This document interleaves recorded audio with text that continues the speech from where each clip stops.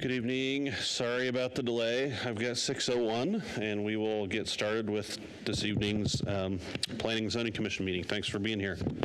Glad I don't live in, I had a business meeting in Eagle this afternoon, and that is like the worst place to travel from at 5 o'clock, hopefully. I don't offend anyone with that comment, but we'll go ahead and get started with a roll call, please, Madam Clerk. Daffer? Here. Von Acker? Here. Kehoe? Here. Morgan? Here. Kirkman? Here. All present. All that's here is present. All right. Staff report on council actions. Rodney. Mr. Chair, Commissioners, so I've got a couple of reports. So the first one is from the 6th of May for City Council actions. The first property was the Barron property for a short plat. It's the 84 Commerce Center at 15918 Star Road. And that short plat was recommended by the Planning and Zoning Commission and was approved by City Council. The next one is a variance for a mobile home park at 914 North Midland Boulevard. And this was for setbacks in an old mobile home park that was being updated and replaced with new mobile homes that didn't really fit all the setbacks once they upgraded to the newer mobile homes. So City Council did approve that. And it was for the full park, so they'll be changing that over time. The next one is for Centurion Engineers, short plat and rezone to RD for Sierra Meadows, and that's it, off of Sugar Street and just south of Victory Road. And this was recommended for approval by the Planning and Zoning Commission, and it was approved by City Council. The next one was a zoning code amendment for the sign code changes that you recommended for the prohibited substances in Idaho, that they would not be allowed on signs, to be advertised on signs in Nampa, and that was also approved by City Council.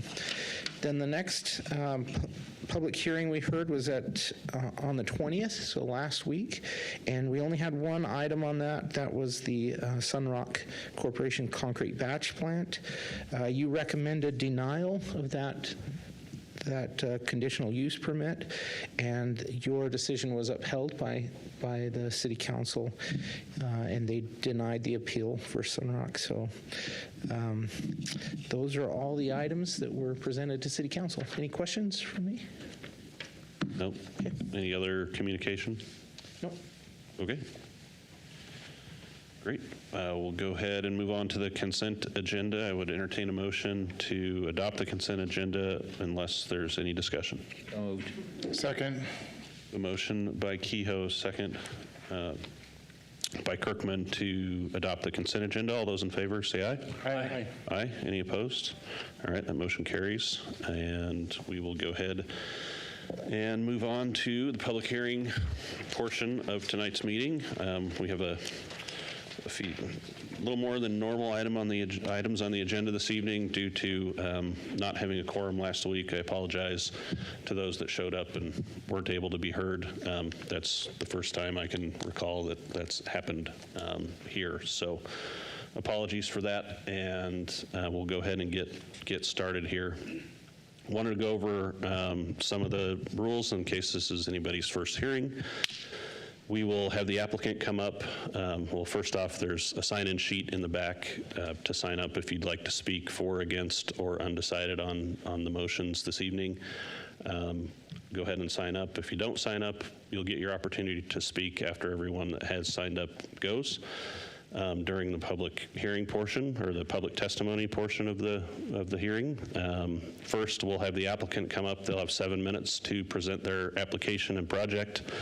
Then we'll hear from staff. They'll present the staff report that we've all had and read, and then we will open up for public testimony. When you come up to the podium, please state your name and address for the records. We are recording tonight. We need to know who you are and where you're from. And then you have 3 minutes to tell us what's on your mind. After everybody's had their opportunity to speak, we'll bring the applicant back up for their closing remarks. They'll have 5 minutes to give us those, and time to ask questions, and or time for us to ask the applicant questions. And then we'll close the public hearing, deliberate up here, and render a decision on each item. So, all clear. Without further ado, we'll go ahead with the first item on tonight's agenda is a conditional use permit for 2-unit single-family attached dwelling units in an RS6 zoning district, PUD, planned unit development for 9.63 dwelling units per acre and subdivision preliminary plat for Almond Cove subdivision located on South Powerline Road, 2.08 acres for Haven, Idaho, representing NPA Almond LLC. Original concept of 10 buildable lots for duplex dwelling units and 1 common lot. Is the applicant here this evening? Yes, sir. All right, come on up. State your name and address. We need your information too, and you have 7 minutes. Good evening. My name is Tanner Brooks. My address is 25580 Gooseberry Lane in Caldwell. Chairman, Commissioners, thank you for your time. I'm part of the Haven Development Team, and we are presenting before you tonight a CUP, PUD, and preliminary plat for a small duplex subdivision we are calling Almond Cove. Although I live nearby to Nampa, and we've done multiple projects in Canyon County, this is the first time working with City of Nampa, so it's exciting to work with you guys through this process.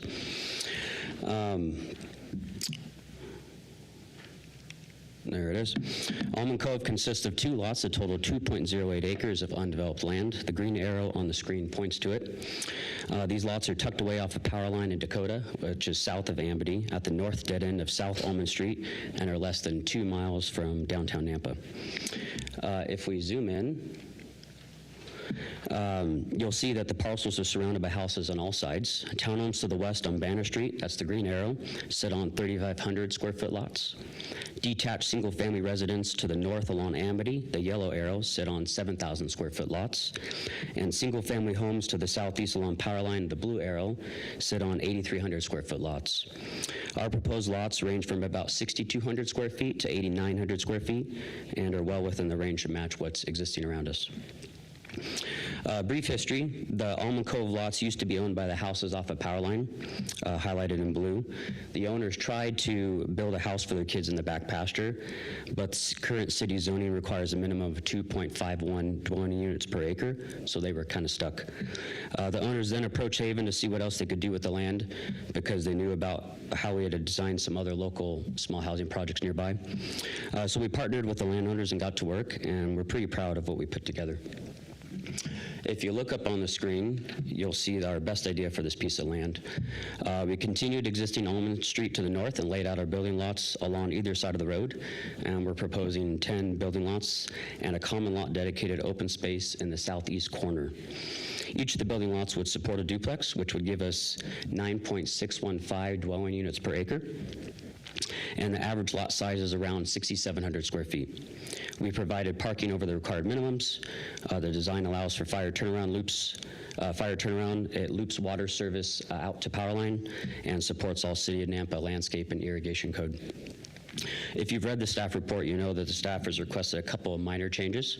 I'll go over those details in a minute, but this general layout supports all of these requests. We held our neighborhood meeting and had 6 attendees. I would say that the meeting was generally positive. It was a chilly day back in January, but we all quickly warmed up to each other. The main feedback was how little light the neighbors to the west got in their homes. So we visited one person's homes and took this into account when designing our buildings. The rear of our homes are now intentionally lower or pushed further back off the rear property line to make sure that they don't block light for the neighbors. We're also doing something a little different with our duplex layouts. Most duplexes are mirrored versions of same floor plan that sits side by side. We think this often leads to a not as inviting neighborhood, so we decided on a different approach here. You'll see on the screen that our duplexes have a larger front house and a smaller back house. This provides tremendous flexibility to the homeowner. An owner can live in the house with a more affordable mortgage because of the rental income in the back. A family can live in the big house and rent out the small one, then swap once their kids have moved out. Or a family can rent the small house out for now, knowing their aging parents have a place to live when the time comes. We interact with buyers all the time, and so we hear what sorts of things people are looking for, and we feel that this provides options that quite a few people are looking for. I mentioned how we'd like to avoid cookie-cutter buildings. Shown here are 3 different front elevations we're planning for. And here's 3 different color and material packages. Combine this with the mirrored versions of each design, and there's 18 different visual combinations. The community certainly will have no shortage of visual variety. In addition to visual variety, we also spent some effort thinking about how to best use our open space. We opted to focus on a friends and family use case here. Since every home already has usable yard space for day-to-day outdoor activities, we envision a friends and family space that is the premier choice for hosting neighborhood gatherings, birthday parties, special events, and anything more where more than a handful of people would gather. This includes shaded seating areas, covered food prep and serving area, electrical services, and flexible open space. Now, I'm personally advocating for professional cornhole lanes, but we'll have to see if that makes the cut with the focus group we'll be testing these ideas on. From surveys we've done with potential and actual owners of the projects, we keep hearing that people prefer adaptable spaces over purpose-built space. So this space is meant to support people gathering, but to be flexible in what they actually want to use it for. So put it all together, and what's that look like? Up on the screen, maybe? There it is. Here's an airborne rendering from the southeast of how we envision this looking. And next slide. This is another view from the north side. The townhome duplexes that we're worried about light are shown here on the top behind our proposed residences. And finally, a view of what it could look like at eye level. I mentioned earlier that there are a couple of requested changes in the staff report that will come up tonight, so I'd like to go over those in detail here. First, I'll touch on the Nampa Fire District's comments about the turnaround. Originally, we had a turnaround plan in front of Lot 5. However, the fire department pointed out that it could lead to people illegally parking in the turnaround. We agreed and opted to shift the turnaround south between Lots 4 and 5 to avoid this situation. The fire district has approved of the new alignment, and we're also planning to put a non-typical pavement surface here, some form of pavers or other permeable surface that's attractive, since this will be in the front yards of Lots 4 and 5, but it'll also deter people from thinking it's a drivable surface, and it'll still support a fire truck. Next, I want to talk about density. Per city code, the max density is 9.6 dwelling units per acre, and we are at 9.615. We're off by 150 square feet. We were originally compliant when we started the project, but the zoning ordinances had a policy change before our first and second pre-application meeting, and our land splits were already completed at the time. Reacting and changing policies during design can be difficult. We could go through the land division process again, but it seems silly to do so over 150 square feet. We feel no one living in the space will notice or care whether we move a fence 6 inches or not. Or we could remove a rear unit on one lot, as staff is recommending. But we think that a duplex oriented as we have them, producing rental income is more affordable for the future owner than a regular. How much more you got? Maybe a minute. Okay. Yeah, well, Thank you. hear it. Yeah, so we think the duplex as we have them is more affordable for a future homeowner than a regular single-family house. Ultimately, we meet or exceed all other PUD requirements, and we respectfully propose approval of density as designed. Lastly, I'll wrap up with open space. Staff pointed out in the staff report that we were a little shy on our open space square footage, and I apologize. Our engineer accidentally used the net open space calculation as opposed to a gross calculation. After the staff report pointed this out, we went back and revised our plat. We slightly shifted some lot lines and road alignments, and have since increased our open space by a little over 500 square feet, which exceeds the required open space amount now. and we ask that you approve our application condition on this additional open space. Commissioners, this design is our best idea to benefit everyone. We are here to answer any questions or engage in any discussion you'd like to hear, and we respectfully ask that you recommend for approval our CUP, PUD, and preliminary plat this evening. Thank you. Thank you. Any questions for the applicant? No? Okay, appreciate it. Thank you, guys. All right, staff report. Parker?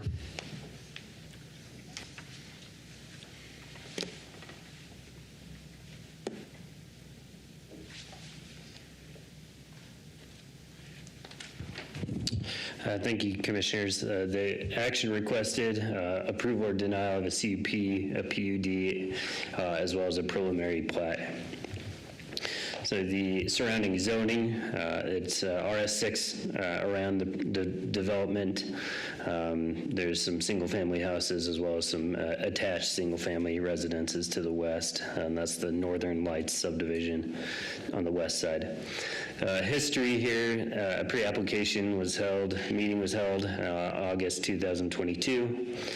Staff approved a property boundary adjustment in 2023, combining some of those lots to come up with some land here. And then in September of 2023, another pre-application meeting was held. Here's a aerial view of the property. Some of the correspondence, there was addressing correction, various landscape plan corrections that would need to be submitted and approved. That would be prior to final plat. The Nampa Fire District had the comment about the fire turnaround, and they had since revised that, and the fire district approved of that revision. This is 1.3 miles from fire station number 2, 4-minute response time. Engineering comments, the preliminary plat had a number of missing information that will need to be corrected, as well as they had comments on, generic comments on access, traffic, utilities, and that memo is in the staff report. So this is the revision for the fire turnaround there, the original on the left, the revision to the right, in the fire district was approval of that change for the turnaround. So this is 20 dwelling units, and that's 10 duplex structures with one common lot. Looking at the lot sizes, the minimum allowed duplex lot is 4,800 square feet, and the smallest proposed lot is 6,224. The maximum allowed duplex lot is 14,400 square feet, and their largest is 8,944. So those lots are within the correct range. Looking at the density, the number of residential units is 20 on 2.08 acres, which is a gross density of 9.62, which is above the 9.6 dwelling units per acre that is required for the MDR, with the allowance of a 20% increase for a planned unit development. So the applicant went over that correction as requested by staff to essentially get rid of a unit to bring it down below the 9.6 range. Looking at the plat further, the landscape corrections are requested and part of the conditions of approval, should you choose to approve. The development's gross acreage of 2.2 to 4.99 need to provide 10% in gross open space. The development had originally proposed 9.5% in open space. They have revised that. I haven't seen that yet, but that would be a condition of approval that was proposed to the commission. The guest parking is required per code, 1.5 parking spaces for one bedroom units and 2 per dwelling unit with 2 or more bedrooms, plus a quarter space for guest parking. They provide 6 guest parking spaces outside of their garage and driveway units, driveways for each unit. Going back, looking at the plat, you can see the darker shaded gray areas that are proposed for guest parking. The criteria, so the conditional use permit is required for an RS6 zone for duplexes, and it should be reviewed according to the criteria that I'll cover here in a second. Planned unit development is required for developments in a medium density area when the density is greater than 5.1 dwelling units per acre. So that's the reason why a planned unit development is required here, is because they're greater than 5.1 per acre. So this is the criteria for a conditional use permit. This is in the staff report as well. This will be what you will use to formulate a decision in this case. So the first one, the proposed use is supported by the comprehensive plan. The design, construction, operation of the property will not adversely impact the character, appearance of the neighboring properties. That will be served by public services and facilities, and will not be detrimental to economic welfare. And it will not propose activities, processes, material. These are more in specific to industrial uses, but so those are the criteria that you'll use in this case. There's also criteria for planned unit developments. The proposed development is consistent in all respects to the spirit and intent of the chapter, in general conformance with the comp plan, that the area surrounding the development can be planned and zoned in coordination with the substantial compatibility with PUD, and benefits. Improved design of the development will have beneficial effect. So there's specific language to further that. They're not required to have lot compatibility, so it doesn't take into consideration the surrounding subdivisions as far as density. But looking at project design elements specifically, so landscaping, the siting, visual focal points, topography, and as well as design elements, so street sections, architectural styles. So these are some of the things that you can look at as far as a development that's in a PUD, some of the design elements of it. The recommended conditions are in the staff report. We can answer any questions about those. Findings are also in the staff report. Potential motions there for you, and I'll stand for any questions. Questions for Parker in the staff report? Yeah, I do have a quick question. Back on the conditions, the 9.6 dwelling units per acre, they're at 9.62. If they were to remove one dwelling, do you know what that would bring? Let's say the smallest dwelling, do you know what that would bring that density per acre to? I'm not sure if I included that in the staff, in this presentation. It's below 9.6. Sure, I would assume so. Yeah. But significantly below? We can do a quick calculation here. I was going to too, but there was way too much math. 9.13 if you were to remove, okay. Okay, thank you. That's it? To get a little nitpicky on that, is the code 9.6 or 9.60? That's the same number. Well, I would say anything above 9.6 is exceeding the allowed amount. Leave it You to the remember We don't all the way round back down, to your high per school se. class about significant digits. No, I don't remember. Okay. as the engineer. Yeah, exactly. Because if we're rounding to the same number, then they are at 9.6. So, Oh, I see what you're saying, yeah. but I think we'll come to the same conclusion either way. Okay, was that a question? Yeah, but he didn't have an answer. Okay. Anybody The else have a same question? number. All right, thank you. We will go ahead and open public testimony on this item. Madam Clerk, do we have a sign-up sheet for this? Yes, Mr. Chair, we have one, Julia Ruiz. All right, Ms. Ruiz. If you'd like to speak, come up, state your name and address for the record, and tell us what's on your mind. My name is Julia Ruiz. My address is 20629 Calhoun Avenue, Caldwell 83605. I am for this project. I am a local real estate agent that's worked with Haven, Idaho, and their company for quite a few projects. What I see time and time again is them really talk to the surrounding neighbors and whoever would be indirectly or directly impacted by whatever project they're doing. And they always make sure that they're adding value to the area. And I think in this particular case, they went as far as to go into one of the neighbors' living rooms that had concerned about natural light and moved buildings to accommodate that. I really feel as though they have a heart behind these projects. They aren't just for profit, they're for value. And I think there's a distinct difference between those two words.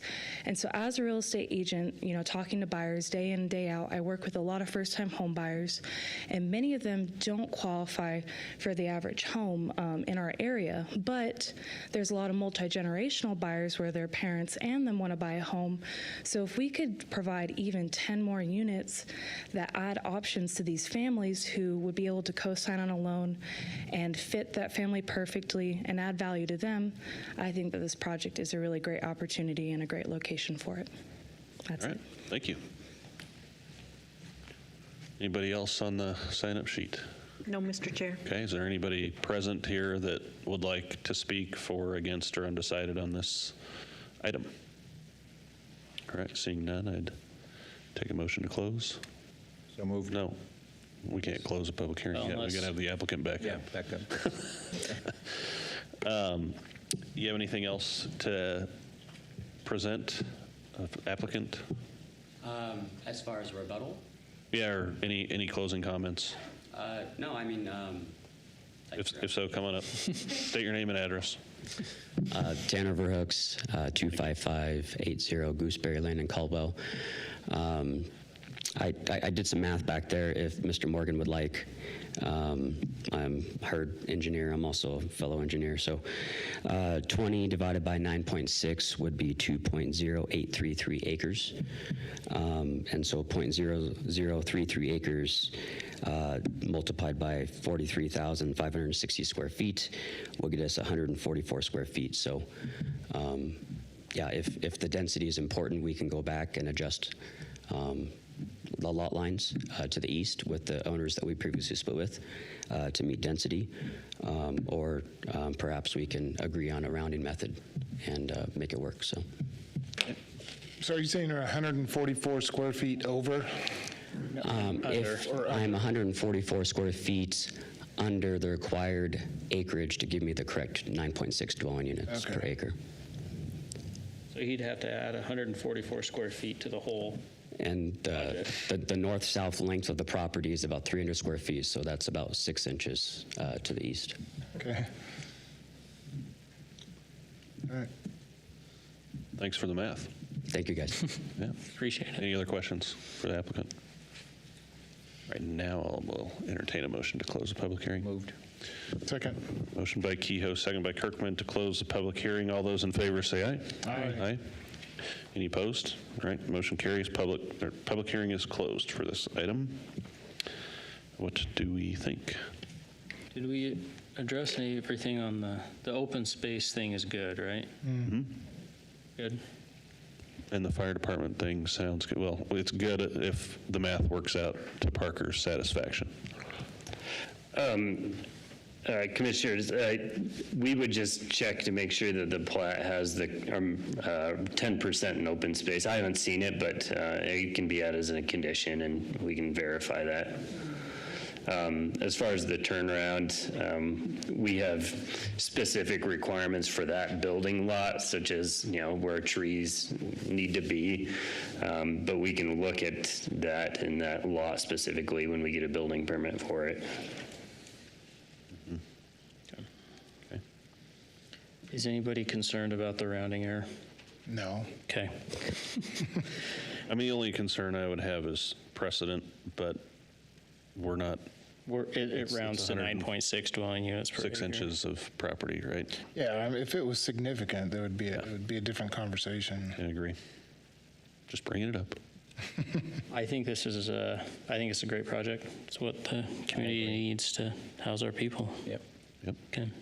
Great infill. I'll move to approve the conditional use permit for 2-unit, single-family attached dwelling units in an RS6 zoning district, planned unit development for density of 9.63 dwelling units per acre, and a subdivision preliminary plat for Almond Cove subdivision located at 00 South Power Line Road for Haven, Idaho, representing NPA Almond LLC, with all the conditions and staff report except for the first one about removing 1 dwelling unit, and to adopt the proposed findings of approval as stated in the staff report. Second.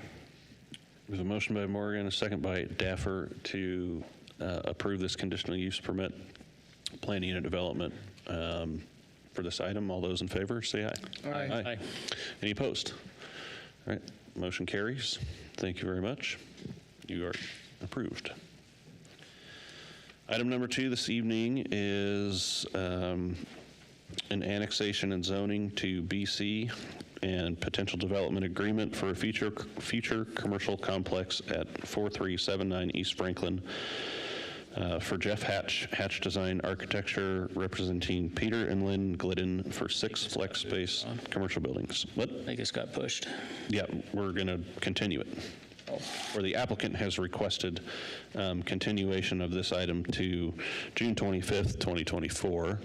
So We need to open. do we need to open and continue and we need to open it, continue it, make a motion to continue it, and then pass the motion? That's correct. Okay, yes. So public hearing is open for item number 2. I would entertain a motion for continuation. So moved. Second. We need to say when. To June. Okay, we have a motion from Kehoe and a second by Daffer to continue this item to the date certain, June 25th, 2024. Correct. Yep. All those in favor, say aye. Aye. Aye. Any opposed? All right, that motion's carried, and we are continued. Cruising right along to number 3, subdivision preliminary plat approval for the Laurel subdivision located at 0 Southside Boulevard, 2 parcels totaling 5.15 acres in the RD zoning district for Centurion Engineers, David Crawford, representing SSM2 Company.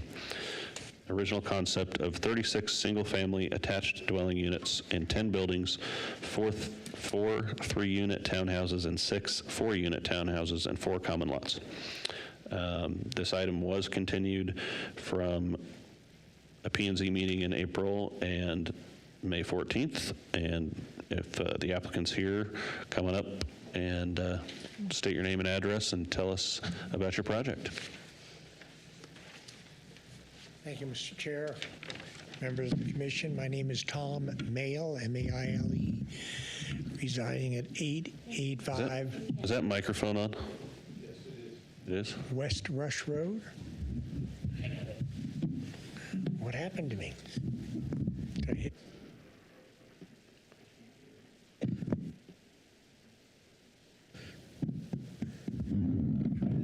I won't. Okay, I won't touch it. My name is Tom Maile, 885 West Rush Road in Eagle, and I am the treasurer of SSM2. We acquired these 2 pieces of real estate, and we went through the process of annexation of both of these. This project is proposed as an infill project. And I guess, Parker, if you could move to page 16, that might help us, or at least everybody get a vision of what might be, maybe page 15. It was the highlighted green area. Is that 15? 15? No, the one that shows the That's going to be fine. Thank you very much. Anyway, we designed this initially to have a emergency exit out on the north side of Southside Boulevard. When we met with the city planners and the fire department a few times, but on one of the initial meetings, they said, well, we're going to need a fire lane. So we got the fire lane approved by the Nampa Fire Department. And during that, can you turn the mic on? We can't hear where Can you not hear? He's looking at the screen and the microphone is not in front of his mouth. Yeah, sorry. Can you speak into the microphone? There you go. Thank you very much. So anyway, initially, it was explained that all we needed was a 20-foot or 25-foot gravel road for a fire lane, and we proceeded with planning to provide that. Now, you folks, I don't think, know that there's a new proposed subdivision to our north. I think there's been a pre-application by Eldridge Development that intends, and I think the concept is that northern, it's on 4 acres, it's a very long, narrow piece of property, but I think that development is looking to join in with this subdivision to provide south side entrance where we have it on the map, and also an egress on Taylor Street, which is to the north and west of what we're looking at on this proposed Laurel subdivision. So we're kind of in a quandary. We've been talking with the Eldridge Development folks, and would like to enlarge their roadway to include a portion of the private lane, fire lane. But so far, we haven't really come to an agreement as to how that can be effectuated. But I hope we will prevail for both particular parcels to enjoy ingress and egress through onto Southside Boulevard, and also at Taylor Street, exiting into Taylor Street subdivision. But this particular slide in front of you on the overhead, this is what we propose to be open space, which includes parking. And the planning department, I think, has taken issue with our calculations as far as open space goes. The way we read the code, we feel that open space can include that area of parking that's adjacent to the common area. So our first challenge, I guess, with everybody here is to figure out if our calculations are correct. We put in another addendum to this packet. I think Parker put it in either wasn't yesterday, maybe Friday he did it. Thank you. But that shows our calculations of the square footage for open space. Now, we've excluded the private fire lane as open space for calculations of common areas. The quandary that we have is that if this northern subdivision proceeds, then there won't be any need for a fire lane, because we'll have, in my opinion, we'll have ingress off of Southside Boulevard and egress on Taylor Street. Now, when that's going to happen, I don't know. They haven't, the developer hasn't filed a preliminary plat yet, but he assures me they're going to be moving quickly on doing that. So if we get into a rub in calculating what is the appropriate common space calculations, then we may have to regroup and wait for the subdivision to the north to continue. So we have more space available, open space. The elevations, I think on pages 16 and 17, Parker, if you could move those, the elevations of the proposed building, the envelope that we project to be built. We had a neighborhood meeting, and some of the neighbors to the west complained about the intrusion of a two-story structure so close to their property line. And so we went back, and I said, okay, let's try to appease and help the people understand that we're trying to work with them. And our elevations show that there will be two-story homes, but toward the second or the back half of the elevation, it's going to be, that's the part that will be next to the neighbors. So we think that'll be less impactful to the neighbors that are existing on the west side of this proposed subdivision. So, you know, that's the picture that I think demonstrates it's a one-story structure that abuts the adjoining property owners to the west. So we think it's a good elevation, a good proposed envelope for the project. So we're prepared to move forward on it, but there are some issues that need to be resolved. So with that being said, I don't really have any other comments. Anybody have any questions or concerns? Any questions for the applicant at this time? I don't think so. We'll call you back up if we do. Okay, thank you. We do. All right. Thank you. Moving to the staff report. This one is Parker as well. Thank you, Chairman, Commissioners. The action requested is approval or denial of a preliminary plat. This is the Laurel subdivision. The surrounding zoning, the north piece, you can see that long piece that the applicant had alluded to is still in the county. No applications at this point.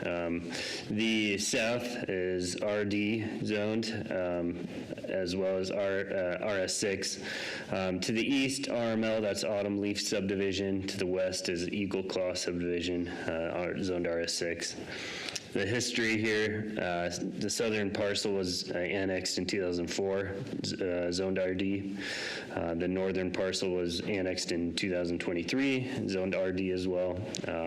In 2023, staff approved a property boundary adjustment to split off the houses to the on the east side facing Southside Boulevard, and then the rest for development, future development. Correspondence, the engineering comments are in the staff report, lists utility availability, frontage improvements, as well as conditions of approval. The fire district, this is 2.1 miles from Fire Station 2, 6-minute response time. Police department recommends a commitment to fund 0.12 officers, 0.06 staff. The addressing request some changes. There's some code violations on there for weeds, as well as solid waste accumulation. That's a pile of tree limbs and other miscellaneous items. There's a easement for the Langdon lateral. That's a 30-foot total easement, 15 feet on each side. Looking at the plat, this is 5.15 acres, 40 lots. That's 4 common lots and 36 building lots. 4 of those are 3-unit structures, and then there's 6 4-unit structures. Those will be subdivided subsequently into townhouses, so owner-occupied or could be rented as well. The RD zoning allows minimum allowed townhouse lots, 9,000 square feet for 3 units, 12,000 square feet for 4 units. Staff finds that the proposed lot sizes meet all the requirements. I won't go into these numbers specifically, but it's within the maximums and minimums for 3-unit buildings as well as 4-unit buildings. The RD zoning requires 30 feet width for all base lots. So that's the base lot is the lot that the entire structure sits on. It is compliant with the width. For 36 townhouse units, parking provided, the 18 parking spaces are required, and they propose 18. Landscape plan has been reviewed and revisions are requested. So looking at the qualified open space, so developments greater than 5 acres need to provide 15% of the total gross parcel area as qualified open space. The applicant indicates that they're proposing 21% open space on their original application. However, a portion of those lots would not be classified as qualified due to the size and nature of the lots. Looking at the lots specifically, Lot 1, Block 1, Lot 1, Block 2, those are the 2 open space lots in the front. They're not sized large enough to qualify as qualified open space. And then a portion of Lot 10, Block 2, which is the parking lot with the parking spaces with the emergency access, as well as the larger piece. Part of that would not qualify as qualified open space due to the access and the parking. The amount that could be classified as qualified open space would be about 0.6 acres, which is 11.7% open space. There's code language that specifies that our emergency access does not qualify. It talks about parking structures. It alludes to parking within that, but it doesn't call out parking spaces specifically. Given that we require townhouse developments to have guest parking, that kind of serves that purpose instead of the purpose of being for the open space itself. But that would be a decision for you to make, essentially, whether that should count as qualified open space or not. The recommended conditions are in the staff report. One of those is that they modify the open space to meet that 15% open space. So with that condition, you could approve it, and they can make some changes to meet that. So it doesn't necessarily have to come back to you, should you choose to approve that. So there's a few motions for you: approval of the plat, denial, as well as continuation for us to work out some of that open space detail. And I will stand for any questions. Any questions for Parker? Do you have handy the code reference for the parking stuff and open space? I can pull it up real fast. Was it in, it might be in the, Rodney's got it pulled up.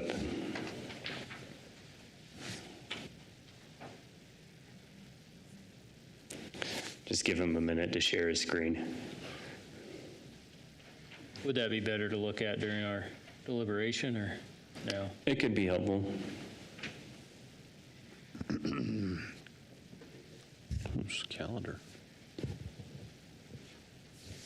So looking at 1027-6M7A3, this is what qualifies as qualified open space. So it's not part of any proposed or existing street, common driveway, private driveway, or parking pad, alley, or exclusive easement. So that's kind of what we are following here as far as not including that in the qualified open space.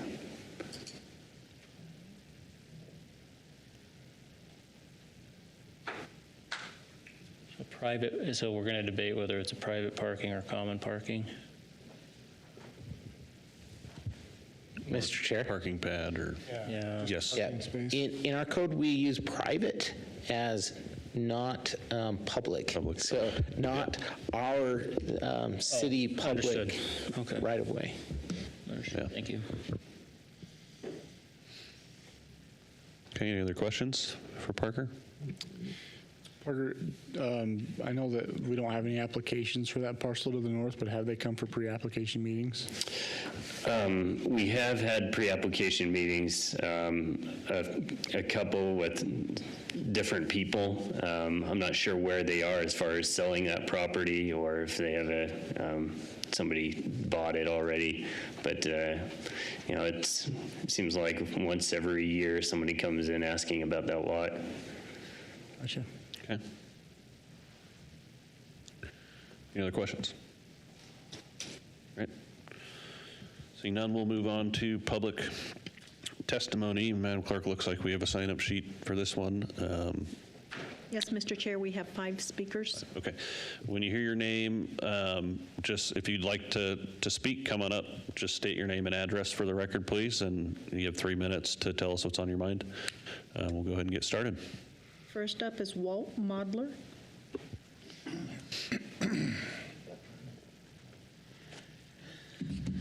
Thank you for this opportunity.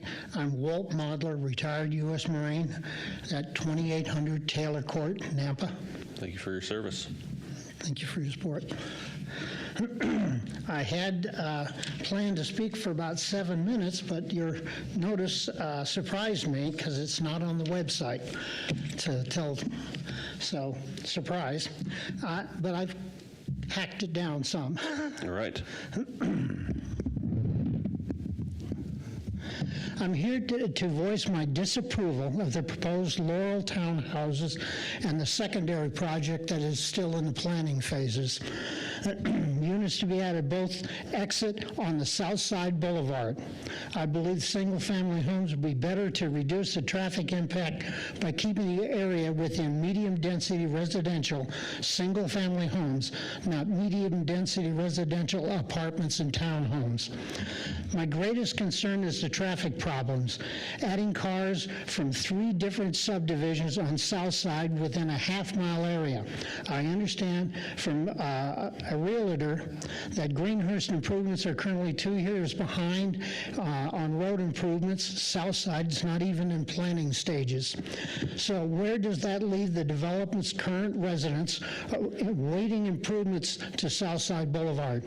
So when many live in subdivisions, all that have only one outlet road, each that feeds cars to the main artery, that are in the last few weeks have begun experiencing traffic problems backing up from Greenhurst to Amity. In the morning and afternoon now, with only a few hundred new cars added from the new South Side townhomes, Southside Boulevard is a major route for school buses. Georgia Way, like other locations, are drop-off and pick-off points for those school buses. How do parents negotiate picking up their children, waiting in the afternoon to be taken home in the mornings to be dropped off for pickup? With bumper-to-bumper traffic from Greenhurst to Amity, what will protect those children as tempers flare with multiple buses stopping, dropping, and going on? The kids will wait unsupervised right next to mass congestion with rapid growth increasing the inevitable injury or death of a child or pedestrian, or the death of a person waiting for an ambulance or fire services for those subdivisions. The fire department estimates it takes 7 minutes, and that's from the report that I read on from them, for service to arrive at my home. What will happen to me? What happened to me 19 September 2017, a hypoglycemic shock episode due to my diabetes from Agent Orange exposure in Vietnam. When those 1,000 cars are added to the traffic, all trying to get on the South Side Boulevard, I'll be dead. Back in 2017, paramedics arrived in under 5 minutes. They were able to determine my condition and apply immediate care that saved my life. Minute or 2 delay would have killed me. That's time, Mr. Mulder. But Sir? It's time. How much more you got? Just a couple more paragraphs. I'm sorry. I hadn't planned this to be so short. I know we can only allow you 3 minutes to speak. My major concern, sir, to surmise, would be we have 3 major, soon to become 5 major subdivisions in a very half-mile short distance. And if the gentleman could bring back up the property details map, you'll see that we have the South Side, the Eagle Claw, the Autumn Leaf, and the Autumn Breeze subdivisions, over 1,000 cars are coming into that street. And that's in the future. Understand, yeah. So right now, every subdivision is looked at as an individual thing, only 50 cars. Look at them as all 5. Okay, Thank you. thank you. Next is Lenita Canavis.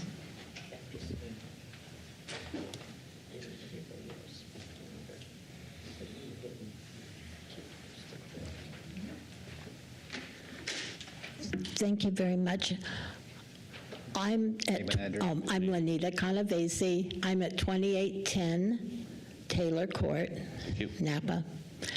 I'm on that strip that this developer's working with, that little tiny strip is right behind my house. And they want to put a road there right behind my backyard to go back and forth. That's their major access, would be right there. And then they plan on turning left and going down Taylor Street. I'm very concerned about all of these new subdivisions trying to get out of Georgia Street, because they're all going to come together and try to get out of Georgia. And right now, with all the different subdivisions coming in right off of Southside Boulevard, we have a hard time making a left onto South Side to get to Boise, to get to the freeway. So the developer suggested that I make a right and go down to Greenhurst and then weave my way through the country roads up to 10 Mile and then get on that way. Well, that's really not feasible when it's much easier for me to make a left and go straight down to Kings Road and hit Garrity and get onto the freeway. So I'm very concerned about the traffic pattern. When I try to make a right coming back into my subdivision and this is right now before all of these come in, when I try to make a right, I'm almost rear-ended because people don't want to slow down for us to make a right. We don't have a right-hand lane. We have a two-lane highway right there on South Side that we're not considering that all of these people that are going to be living in these places, with how many people are they going to have in each place, we haven't decided how we're going to work that out on all these streets. So I'm very much against this for a safety purpose. Right now, we have to wait a lot longer to just make a left to get out, or a right even. And it's getting pretty frightening. So we might want to consider, if you're thinking about this, then you're going to have to do something with the streets. And I don't think having that one little strip behind us is going to solve your problems, because they want to build little stack places right behind that in order to add more people. And that's it. I'm done. Thank you.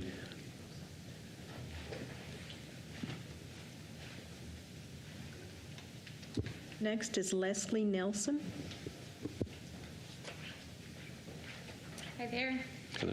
Thank you for letting us speak tonight. My name is Leslie Nelson. I live at 2816 Taylor Court. Those are all of my neighbors that are here to support me and against this project. Unfortunately, like the first gentleman that spoke, we didn't have anybody come to our doors and ask how we felt about this project coming in, what they were going to do. With the traffic concerns, that is huge, as you've heard the two people prior to me speak. One of my biggest concerns, looking at, can you go to the actual details of what they have there? Thank you. Lots 2 through 15 that they have there actually back up to 5 homes. Our fence is one of the largest pieces of the property. Lots 17 through 24 all are going to look into my backyard, where our bedroom windows are right there, both mine and my husband's and my daughter's. I appreciate that they are saying that there will be kind of a smaller level on the back of the lots, but the top bedrooms, it looks like, have windows that are going to look down into all of our properties that back up to this neighborhood, which is a concern. Having children or anyone else, you don't want people looking down into your backyard. With the other lot that they are looking to sell, putting the road in, coming out through Taylor Street, our road ends in a cul-de-sac, and I can't even tell you right now how many people come down that road turning around, not reading the no traffic through sign. I can only imagine the amount of traffic, like was spoken to, people that are going to be coming in there, trying to turn around, not being able to get out. As Lanita said, the amount of time that it takes to turn out onto South Side now, just from our neighborhood and the amount of houses that are in there, has grown exponentially with all of the apartments and other buildings that they've built around us. So adding this much more traffic onto the roads from this project and then the proposed project for the land that just sold is extremely concerning. So, thank you. Thank you.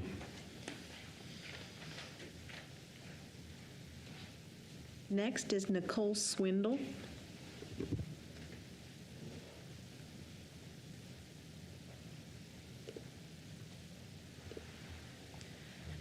Good evening. My name is Nicole Swindell. I'm located at 2817 Taylor Court. I'm just going to be real fast because we only have 3 minutes.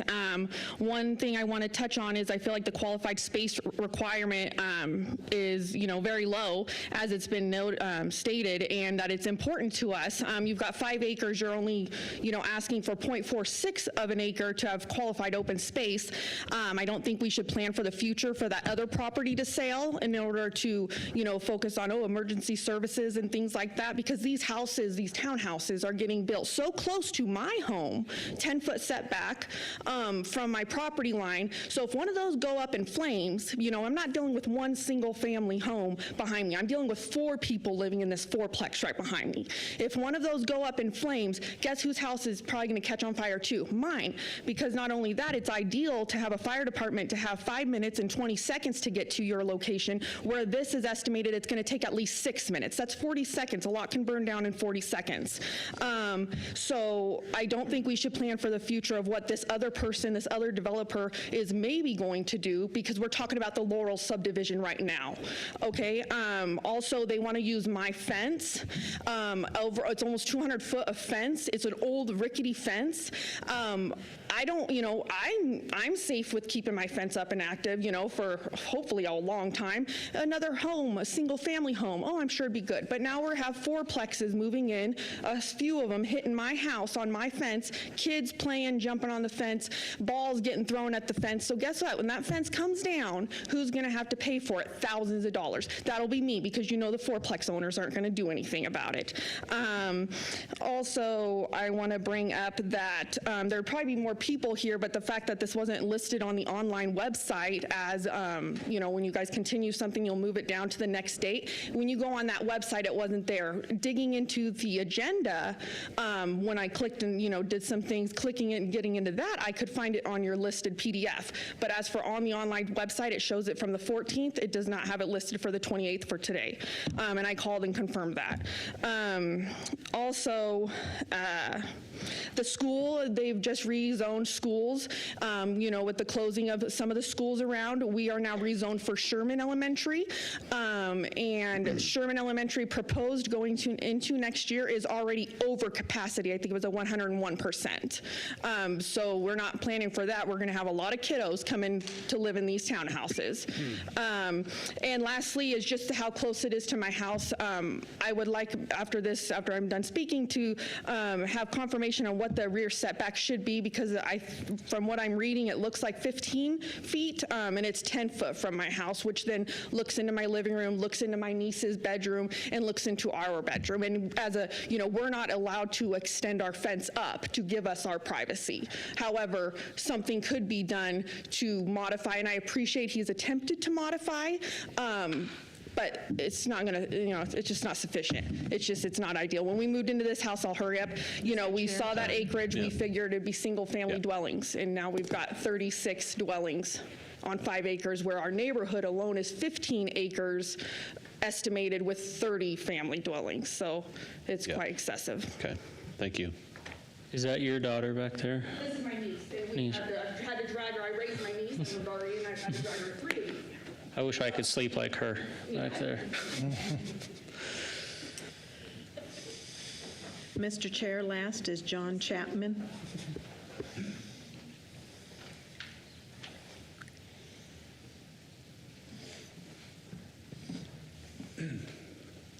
I'm John Chapman, address 2817 Taylor Court. Pretty much everyone has touched on the way I feel about, with the traffic, the roads, there is no infrastructure for all this. I don't know if anyone's actually thought this through, but you're taking 36 families and sticking them in 5 acres. That is well over 100 people in just that tiny little spot. Then they're talking about all this adding on to other townhouses and what have you.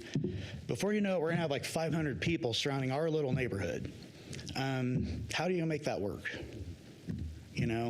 I really wish this developer would have been as nice as the other gentleman, and possibly they would have spoke with the homeowners a little bit, because not to mention, they're sticking 2-story townhouses 10 feet off of my fence in my backyard. I did not buy that house to live in an apartment complex. No one that buys a house does that. Now, that being said, if they wanted to put in a half a dozen, or 5 or 6 townhouses, I get it, in the middle of a 5-acre section. But I totally disagree with all this, and it's going to cause one hell of a mess in the very end of the day, because it's just going to keep going and going and going. And next thing you know, we're just going to be completely surrounded by all this just people. And I don't even know where all these people are going to come from.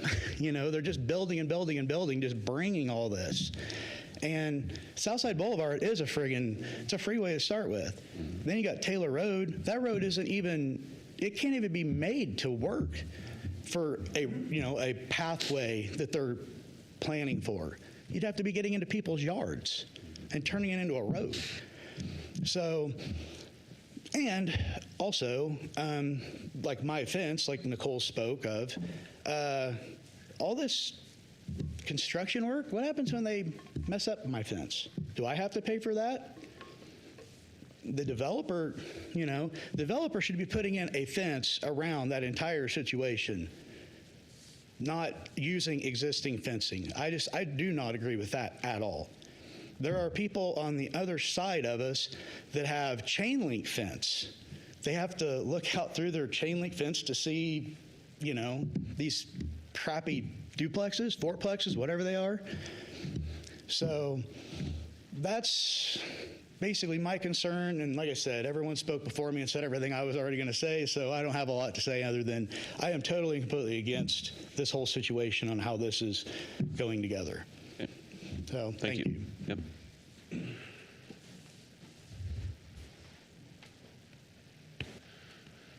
Sounds like that's it for the sign-up sheet. Is there anybody Sure, that's it. here in the room tonight that would like to speak that did not already have a chance to speak, for, against, or undecided on the project? Okay. Seeing none, we will have the applicant back up. Excuse me? Yes. Can I speak for my wife? No. Sorry. Okay. That's been tried before. Worth a Yes. shot, though. Every time it's worth a shot. To verify the setbacks, and then I have We'll ask staff. Yes, 100%. Yep. I've got it on my list of things to ask. And I see Rodney looking it up. All right, applicant, come on back up. And address some of these questions or? Tom Mail, 885 West Rush Road. Turn to the side of the microphone so we can hear you, please. Okay, I hope that's better. I think you just need to get closer to the mic. Yeah, just a little All closer. right, we'll try a variety of systems here. Just don't, thank you. Don't take it off my time, though. The traffic, undoubtedly, I think the chair referenced that he came back from Eagle today and the traffic was horrible. Well, that's an experience everybody that's been in this valley for 40, 50 years is experiencing. But the best that we can do is follow the guidelines and the code. I noticed in the staff report, this development does not meet the requirements to require a traffic study. So I think we're complying with everything NAMPA code and planning has in mind. Now, the comments I made about the northern development, I guess that could be off for a year or two, three, maybe it will never materialize. So the fire lane up on the far side, far corner that's represented on the overhead, we started this process, we were told it would just needed to be a gravel fire lane. So if the project is approved, I hope you, because it could sit there for a long time, and to pave it and to put sidewalks on one side of it doesn't make much sense to me. So if it can be structured so it's a fire lane and gravel would be sufficient, that's fine with us. The parking, the code section, I don't think this is parking spaces adjacent to the biggest common area. And I don't think it's a parking pad, it's not a parking garage, so I think under the code, it should be calculated in the open space criteria. Now, concerning the neighbors, we did have a neighborhood meeting, and as I said initially, that we took in their concern, their points of view, and I respect their points of view, and we tried to do an elevation that would be appeasing so they don't have a two-story house within 15 feet of the property line. And staff report indicates that we had proposed 10 feet, which I think was the setback requirements when we started this, but then there's been changes. So if 15 feet is the standard, then we'll abide by that. So we're ready to move forward. And I appreciate the Commission's attention to this matter, and I would request that you approve it as we've requested. Any questions? Any questions from anybody? Yeah, I do have a question. The comment about the existing fence, any comment on that from the applicant?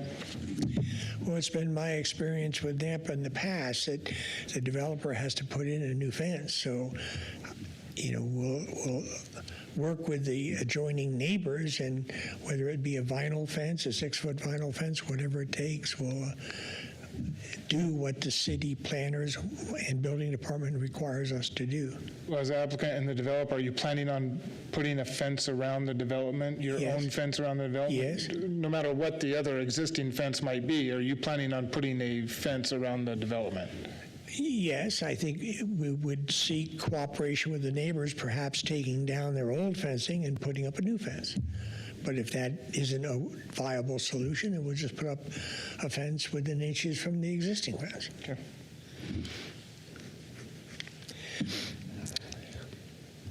Okay.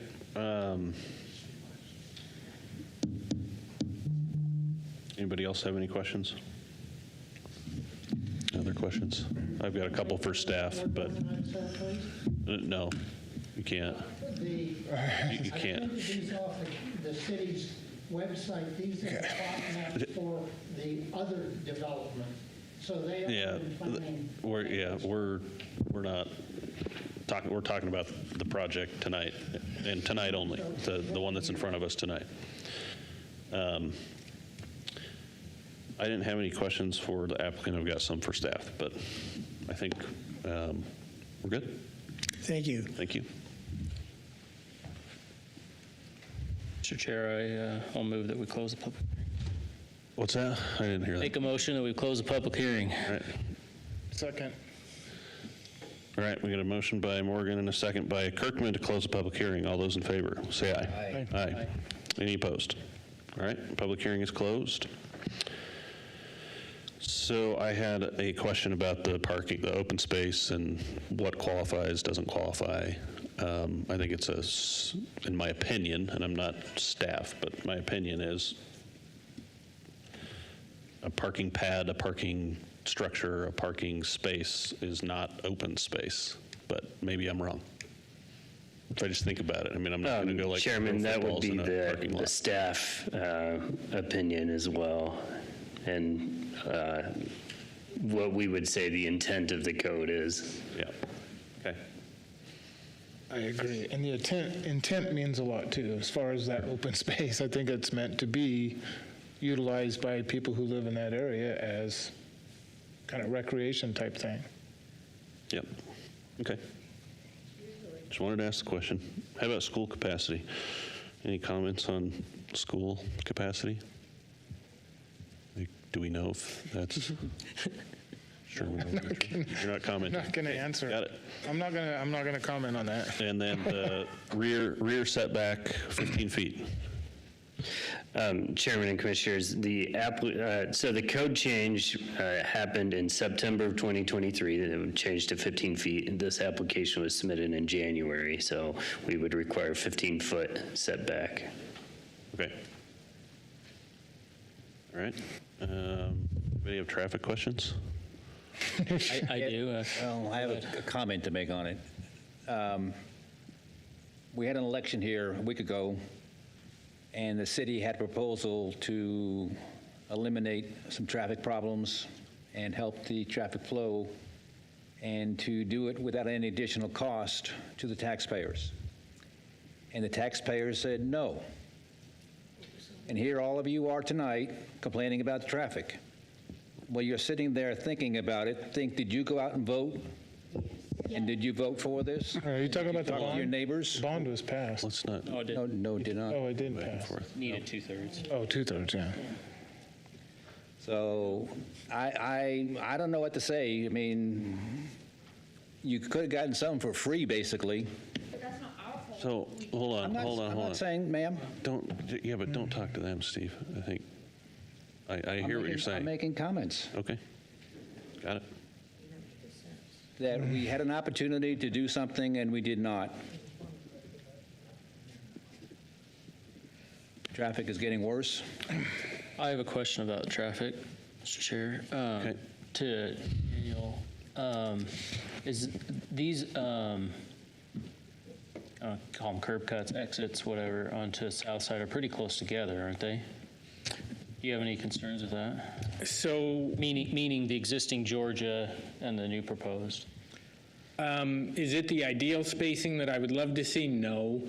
Is it functional? Yes. I looked up the accident history for the last 5 years while I was sitting here, and there have been 24 accidents along the entire section between where Second comes in and South Side for that half-mile generally section. That's not a abnormally large number of accidents. It's an existing 3-lane facility, so 1 lane northbound, 1 lane southbound, and a center turn lane. I don't, while yes, there is generally more traffic in the area now than there used to be, there is not a the roadway capacity is adequate to handle what we're looking at adding here. Okay. Okay, so they're closer together than you would like, but it's tolerable? Yes. Okay.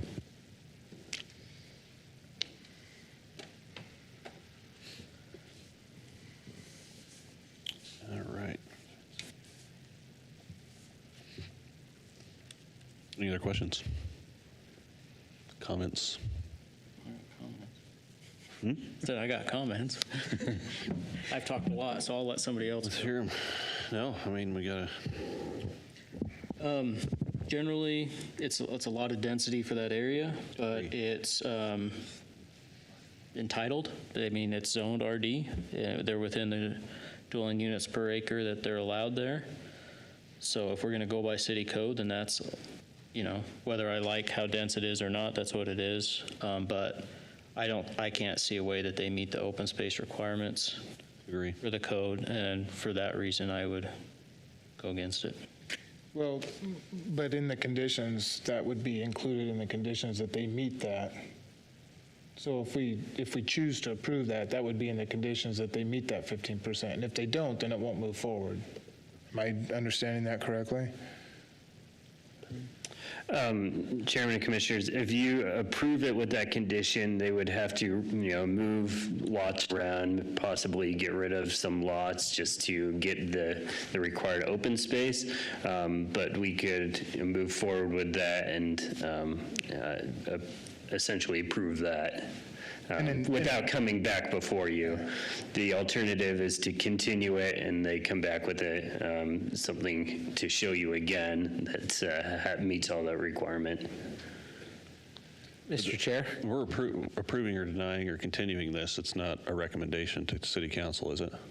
Yeah, it's a preliminary plat. Preliminary. Right. So that's correct. It's your decision. Help me understand the difference between denying it and continuing it. Does denying it mean they have to go re-advertise and everything, or? They would have to apply again. Reapply. Oh, okay. Yeah, so we go through the same process. I would just say that it's a little bit of a concern for me that this could take more than just a little bit of a lot adjustments. It seems like there's quite a bit.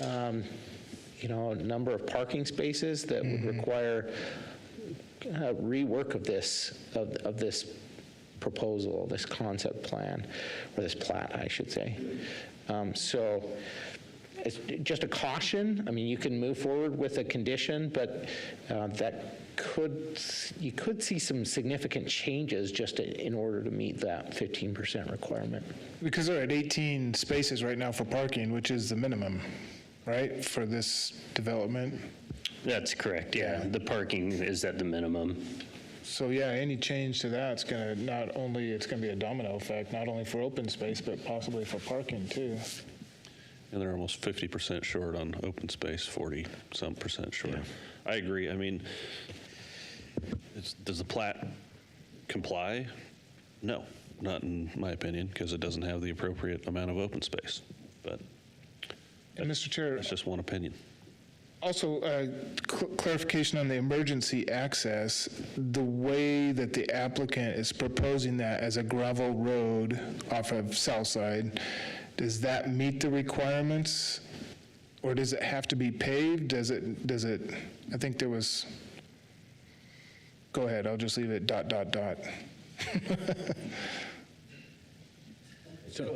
So an emergency access, there's potentially a few different criteria. The fire department requires an all-weather surface.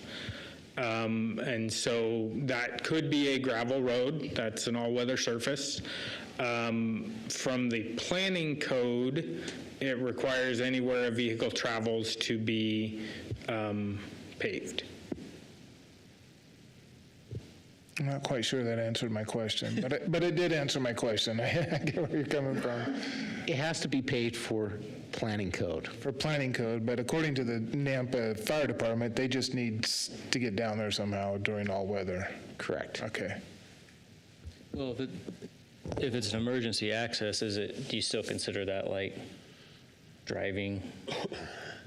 Like people aren't going to be driving on it all the time, right? Is it going to be controlled like a I guess if people are chain or something there for? Oh yeah. Emergency? Typically, you have some kind of device in the way to prevent vehicle traffic coming from a roadway onto an emergency access. So yeah, that's likely what would be the case. There's some kind of box or something for the fire department, or a board that's sticking up that they just plow through, or something, right? So I think that it's your question about whether it's a paved surface or not,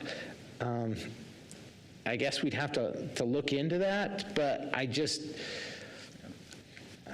I don't, again, I think that the question comes back to open space as well. Is that included in the open space? If it's a gravel emergency access, we're still back to that same question. Well, from my perspective, I don't think it's included as part of the open space. I don't think that's the intent of the code for open space, but that's just me. I mean, you can weigh in as an attorney, but that's just my opinion. And if for planning purposes, an emergency access is required to be paved, but this, if it was paved, this would not be used as a street because it'd be controlled access, basically, by a fire department or whatever, whether it's paved or not. Yeah, correct.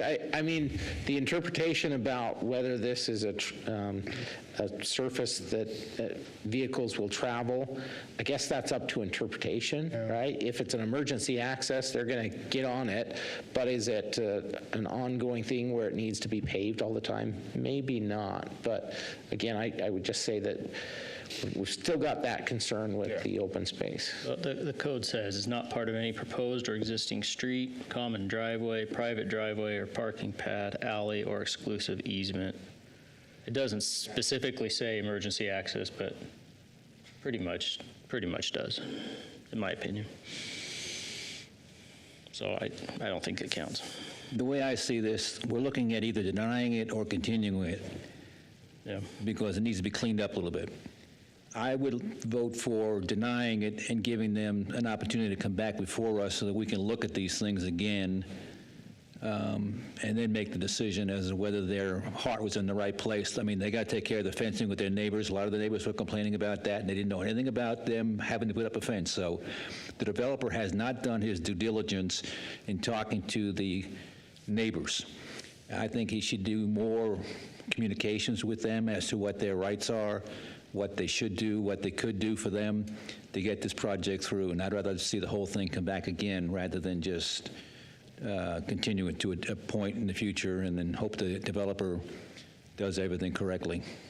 Even though I know you guys will do your jobs, but still, that's just my opinion. Well, either way, he has to come back before us. So you're just saying you don't want to. No, not with a continuation. No, they can just continue and not fix it. No. That's only if we approve it with a condition.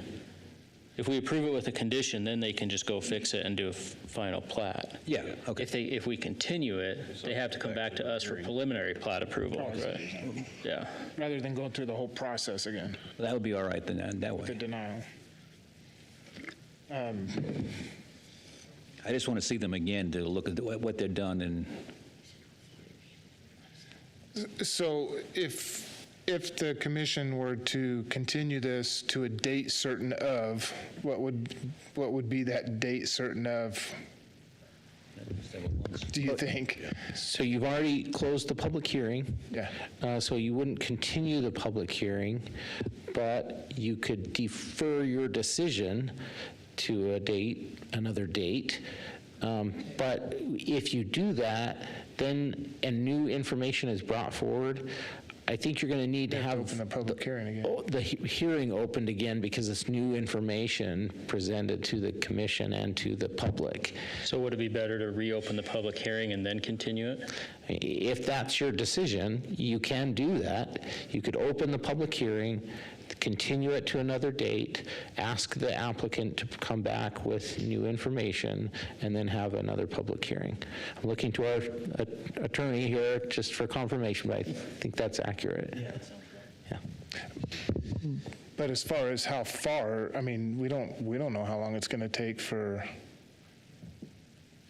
them to rework this. If that's correct, but you can continue it again if if they don't. I hear reach what that you're saying. Yeah. what would be your initial recommendation for continuing the first time? 3 months, 6 months? We could open the public hearing and ask them. Months.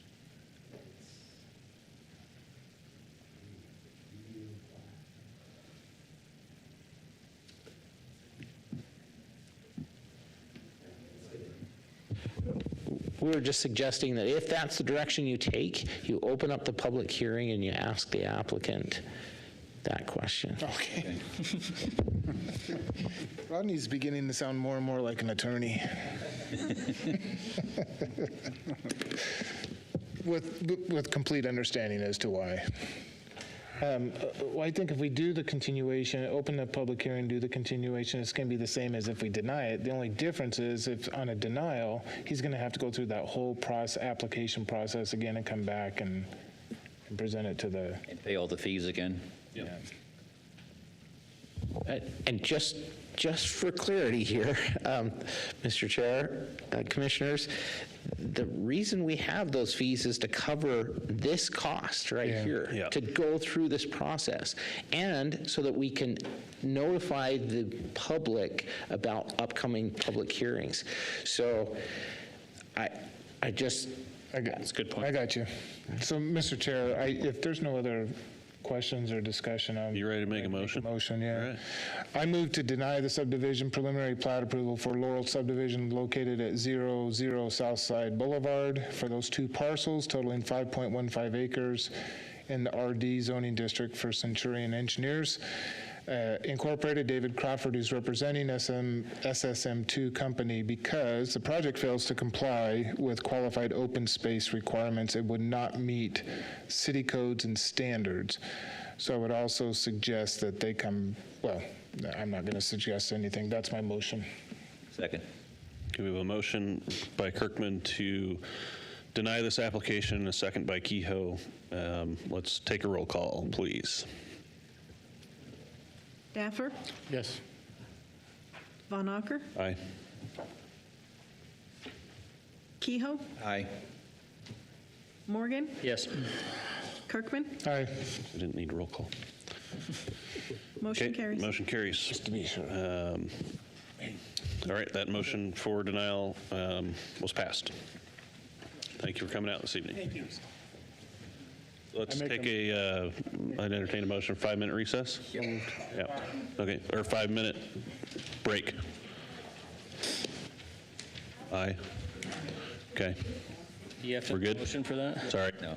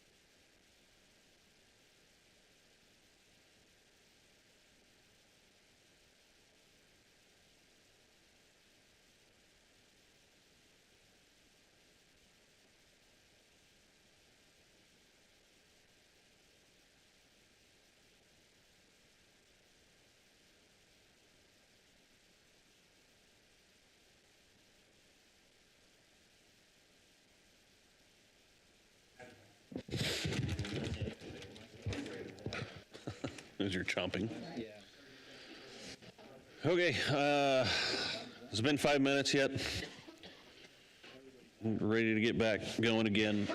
Thanks for letting us take a quick break. Next item on the agenda is a conditional use permit for the expansion of a currently operating auto detailing business to provide extended services at a new site located in the Downtown Village District at 1012 and 1014 First Street South. For David Arredondo. Is the applicant here this evening? All right, coming up, state your name and address for the record and tell us what you'd like to do. My name is David Arredondo, and I'm just here to... Address, please. Sorry. That's all right. It's 2003 West Cross Creek Drive, Nampa, 83686. And the reason for my proposed condition of use permit is to, we have been operating for over 17 years in this location on 403 Leonard Avenue North. And we just want the opportunity to extend our services. This is what we've been doing for 17 years. Do you have any questions? Question, from reading the application, it looks like you're going to have more services now in the future than you had in the past. Is that correct? We've been looking into adding more services. What would some of those be? What would be some of the new things that you would do? Your mic's not on. No.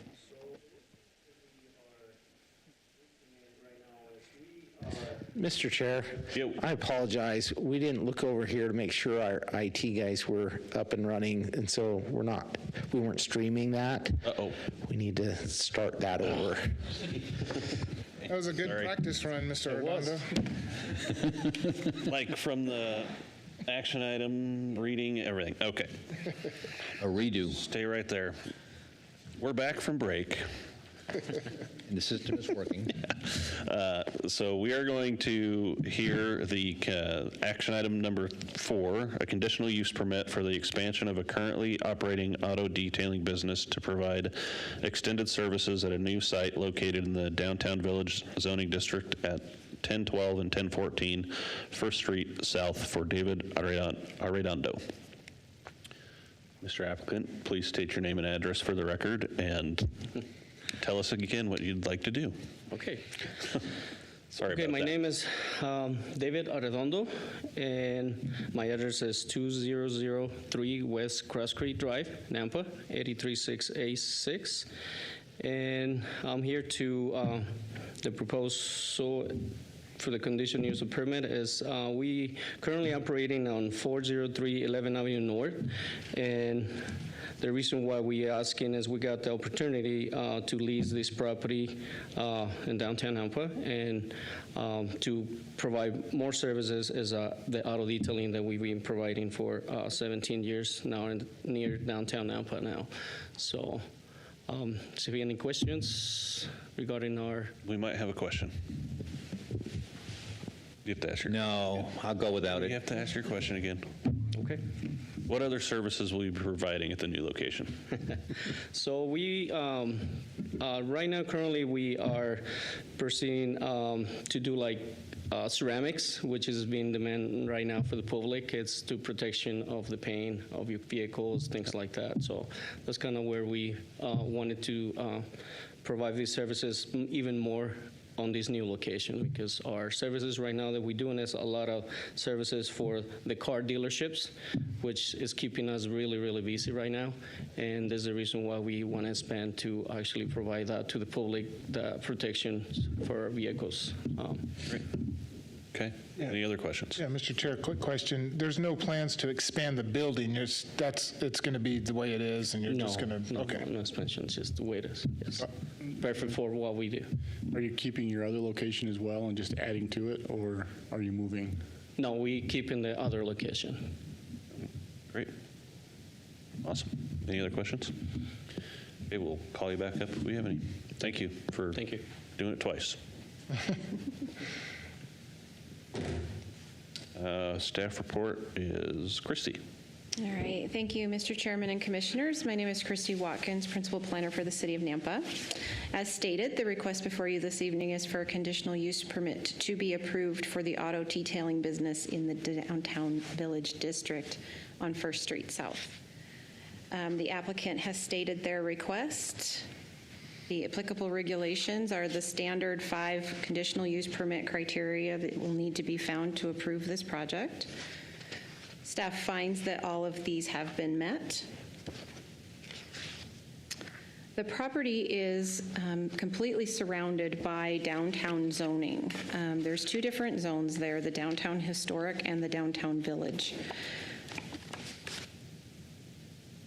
The immediately surrounding land uses are Pioneer Title, a multi-tenant office building, which was the old library, the old Owyhee sheet metal building that is currently under remodel for new tenants there, the roller drome, the Nampa Fire Station, and an alignment shop that sits directly behind them.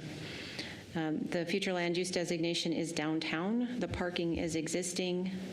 I drove by there the other day. I made this comment that they may need to restripe, but when I drove by there, I realized that the striping is brand new, so that does not look like that's an issue. The applicant indicates that they are intending to provide a higher-end service that caters to ceramic coatings specifically and will use handheld equipment and tools that will not have a serious impact on the noise levels. Ceramic coatings are applied by hand and then buffed. The uses in this area, specifically the alignment shop and the fire station, will not be significantly impacted by this type of use. Vehicle maintenance falls in line with what is already taking place in the immediate vicinity, and the property seems to have the space to allow for adequate parking. The only correspondence we received was from the engineering department, who does not oppose this project. These are the conditions of approval as stated in your staff report. The proposed findings, then, the first one would be that the proposed use is supported by the comprehensive plan, as it is stated in your staff report. The design, construction, operation, and maintenance of the property will not adversely impact. Again, the uses that are surrounding it do not show an adverse impact. That the proposed use will be served adequately by essential public facilities and services, so there is city sewer, water, and water available, excuse me. It's directly across from the fire district, and it's just down the street from the police department, so it is adequately served. The proposed use will not be detrimental to the economic welfare of the community. The proposed use will not involve activities or processes or materials or equipment that will be detrimental to any person's property or general welfare, for instance, excessive traffic, noise, smoke, fumes, glare, or odors. And as stated, this is done with handheld tools and buffing equipment. These are your motions, and I will stand for any questions. Anybody have any questions for Christy? Maybe this is better for the applicant, but that lot just to the northeast, is that part of their business as well? Is that where they park everything that he has? Commissioner Morgan, are you speaking about the kind of empty lot directly behind the building? Yeah. So I actually had them come down and show me that specifically on the map, and they said that the owner of the property is using that currently, and it's fenced off separate from this building. So they will not be using that as their bullpen.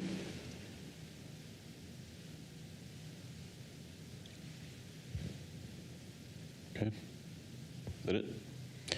Yeah, I guess maybe I'll ask him when he comes up, but yeah, I'll do it. Cool. Any other questions? All right. Seeing none, we'll move on to public testimony for this item. Do we have a sign-up sheet, Madam Clerk?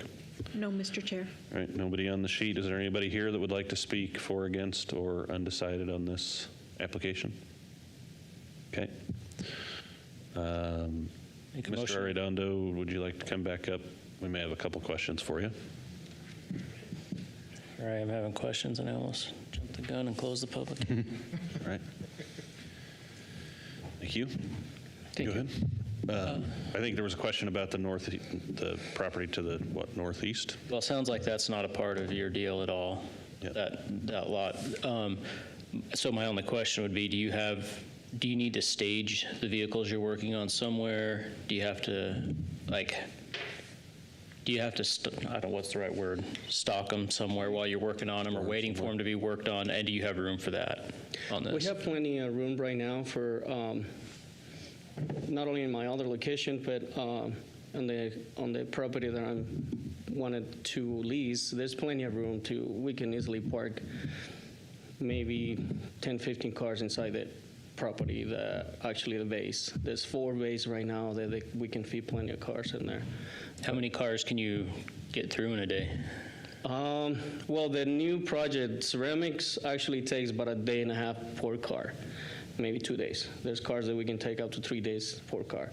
That's the reason why we got this opportunity and wanted to. Hopefully, we can do that because our other locations is too much of a time to maintain them over there. So that's okay. That was my only question, Mr. Chair. Congratulations on the success of your business. Thank you. Anything else to add? Mr. Chair, I have a quick question. Okay. I think I read in the staff report that you contract with the Nampa School District and some of their fleet vehicles also. We do, yes. Do you know if that's a sole source contract, or is it just whenever they need something, they might bring it to you? Or? Just whenever they need any services, they bring it to us. Okay. And I would suspect that those are just like their fleet vehicles. Yes. Yeah, the trucks, whatever it might be. I doubt that they would probably go to a location like this for ceramic coating, things like that. Say that again? I doubt that some of those vehicles might end up in this location for that high end. Probably not. Okay, that's what. Probably not. Because I'd ask some additional questions if that was the case. I mean, I wouldn't mind. I appreciate it. Spend properly, huh? I appreciate it. I just want to make sure that there wasn't like a sole source contract or something like that. Okay, thank you. Okay. Any other questions? Good. Thank you. Thank you. Make a motion to close the public hearing. Second. It's moved by Morgan to close the public hearing, seconded by Kirkman. All those in favor? Aye. Aye. Any opposed? All right, public hearing's closed. I can't really think of any reason why I'd say no. You want to make the motion, you better do it before somebody else does. I move to approve the conditional use permit for the expansion of a currently operating auto detail business to provide extended services at a new site located in the DV zoning district at 1012 and 1014 First Street South for David Arredondo with recommended conditions and proposed findings. Second. A motion by Daffer and a second by Morgan to approve this conditional use permit. All those in favor? Aye. Aye. Any opposed? Seeing none. Conditional use permit is approved. And Mr. Arredondo, this CUP will become effective 15 calendar days from the date of this hearing unless an appeal has been filed with the Planning and Zoning Department with the appropriate fee. No action should be taken on the CUP until the appeal period has concluded and you confirm with Planning and Zoning staff that there's been no appeals.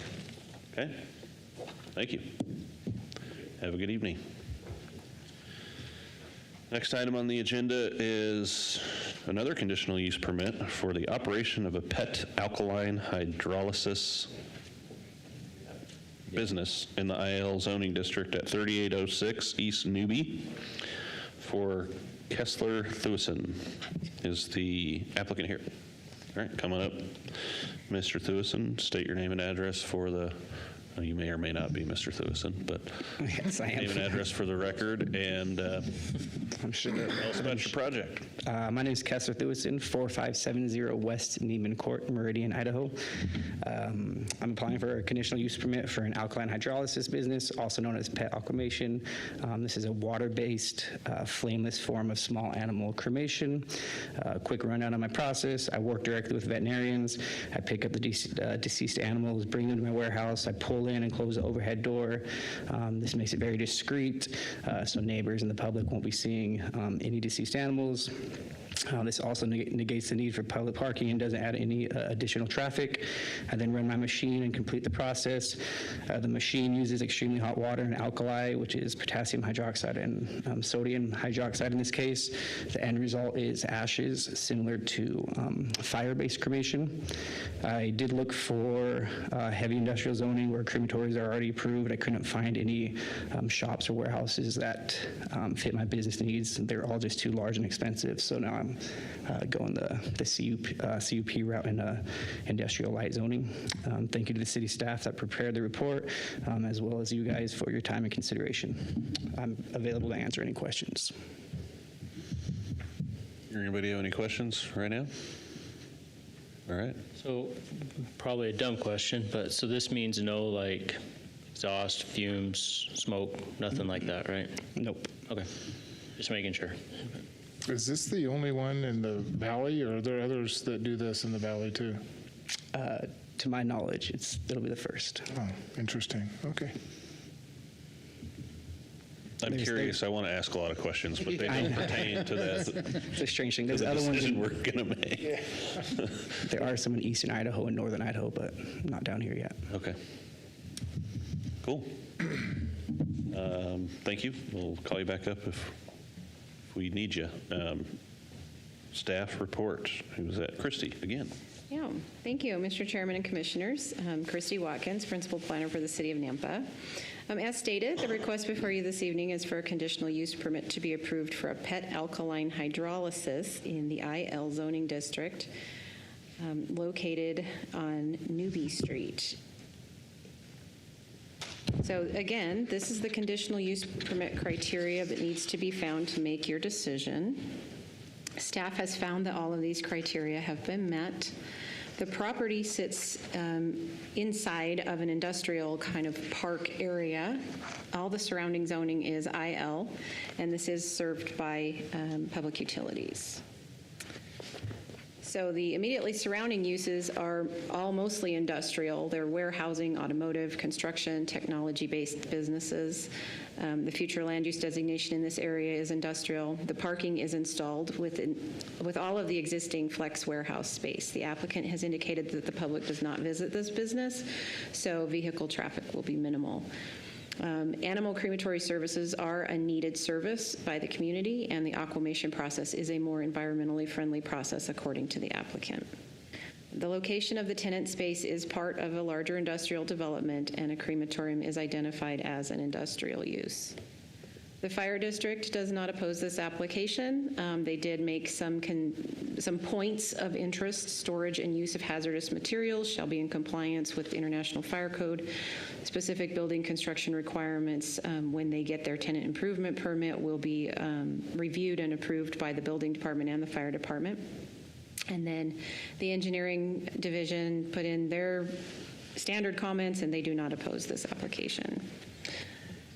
So if they approve this conditional use permit, and you'll have to forgive me, my staff report, there was a bit of a typo there because I think I did a copy and paste and didn't catch that one. Their conditions of approval are pretty standard, as listed in your staff report.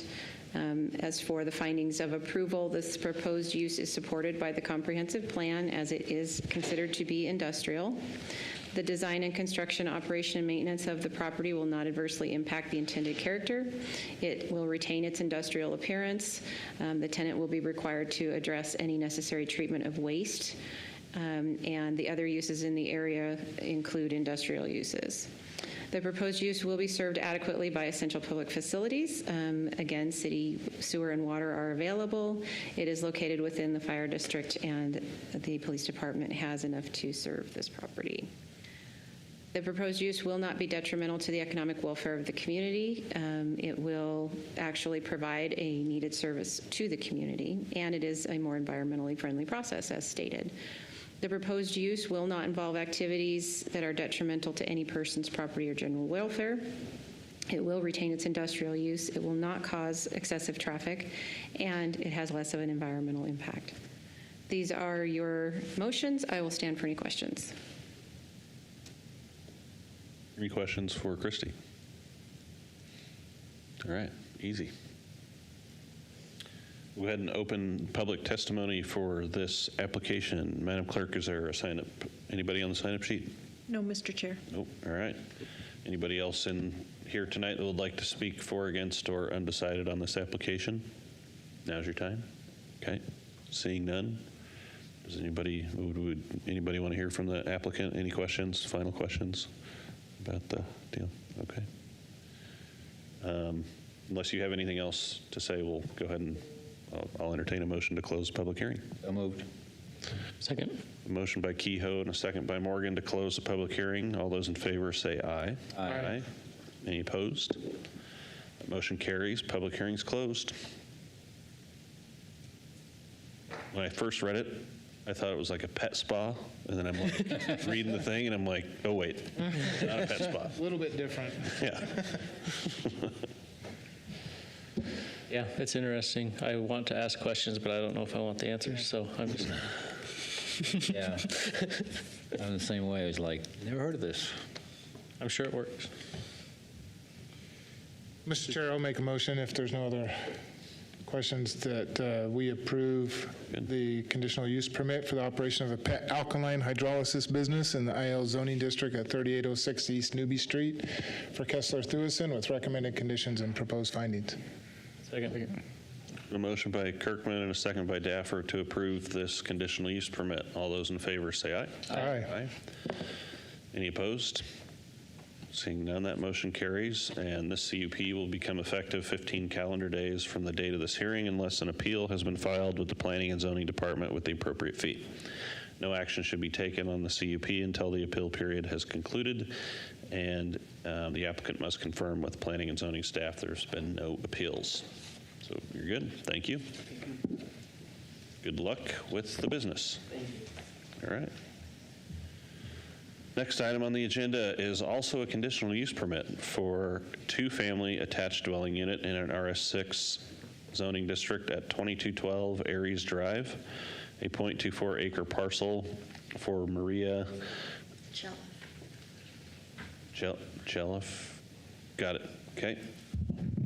For the original concept to modify an existing single-family residence to become a duplex. So the property owner can live in one unit and rent the second unit for rental income. So you're here. Please state your name and address for the record and tell us what you'd like to do. And sorry for butchering your name. My name is Maria Jelliff, and I live at 2212 Aries Drive in Nampa, Idaho, 83651. And I bought the house with my realtor because the upstairs, the stairs, there's the upstairs and then there's the downstairs, and the stairs in the middle were removed by the previous owner so that she can live on one and her older daughter could live down below her and live on her own, so to speak, even though she was mentally handicapped.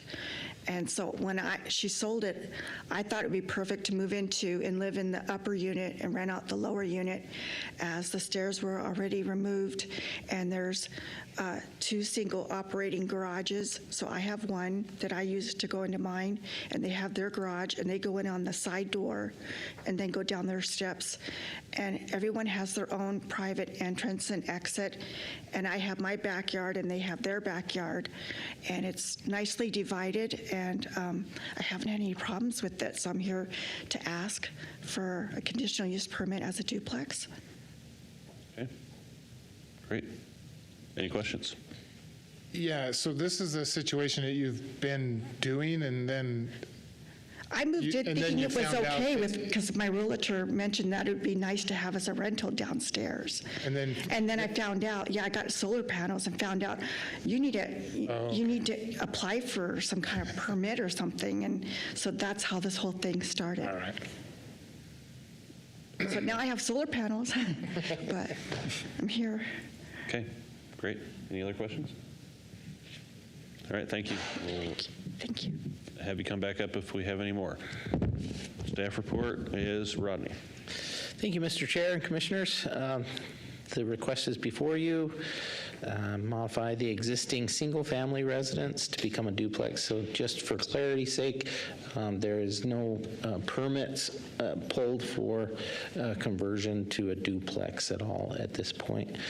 And we'll get into that in a little bit, but that's why I'm calling it a single-family residence. The comprehensive plan is medium-density residential.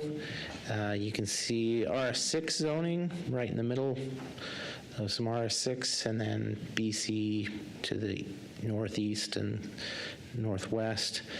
There are some RD residential in that area, pretty close, but that's that orange area here and here.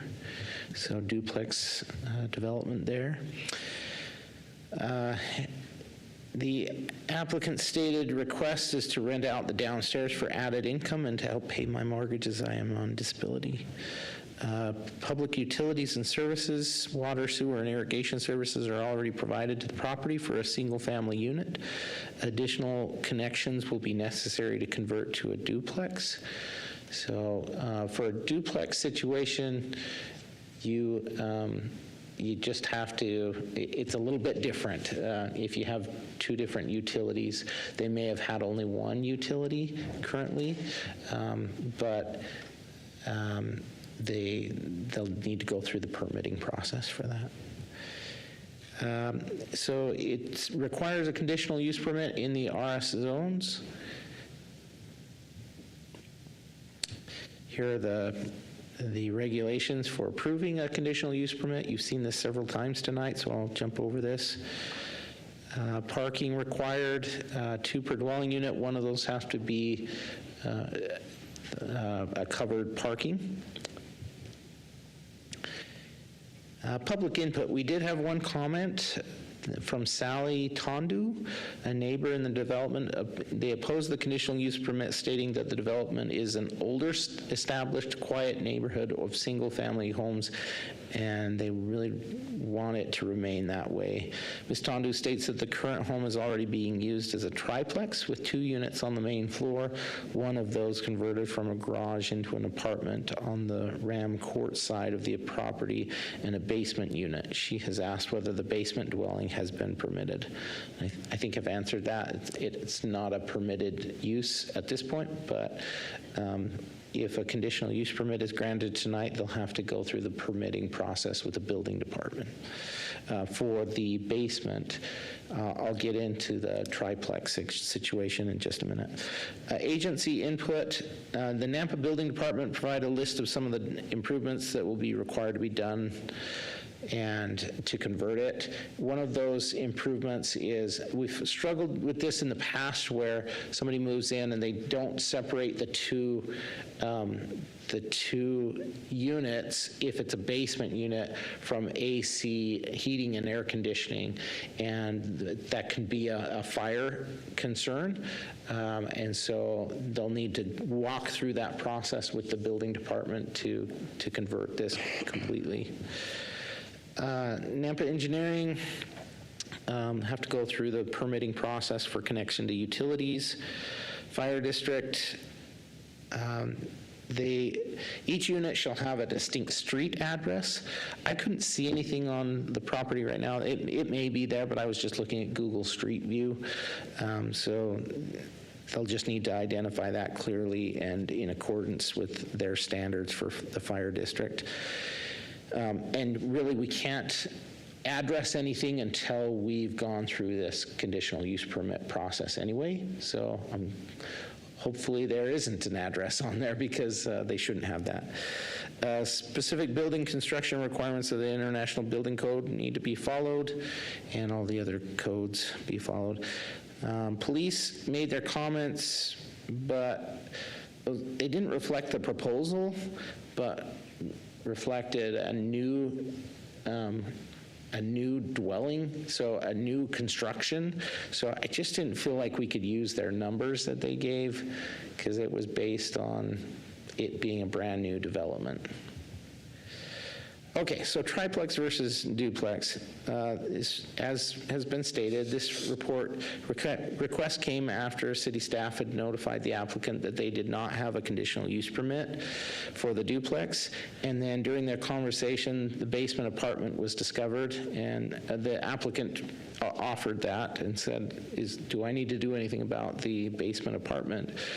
And staff informed the applicant that a triplex is not a permitted use and it wouldn't be allowed, and that a conditional use permit needed and a building permit need to be obtained in order to allow a duplex situation. So the applicant chose to use the basement as the second dwelling unit for the property and convert the primary floor to a single dwelling unit.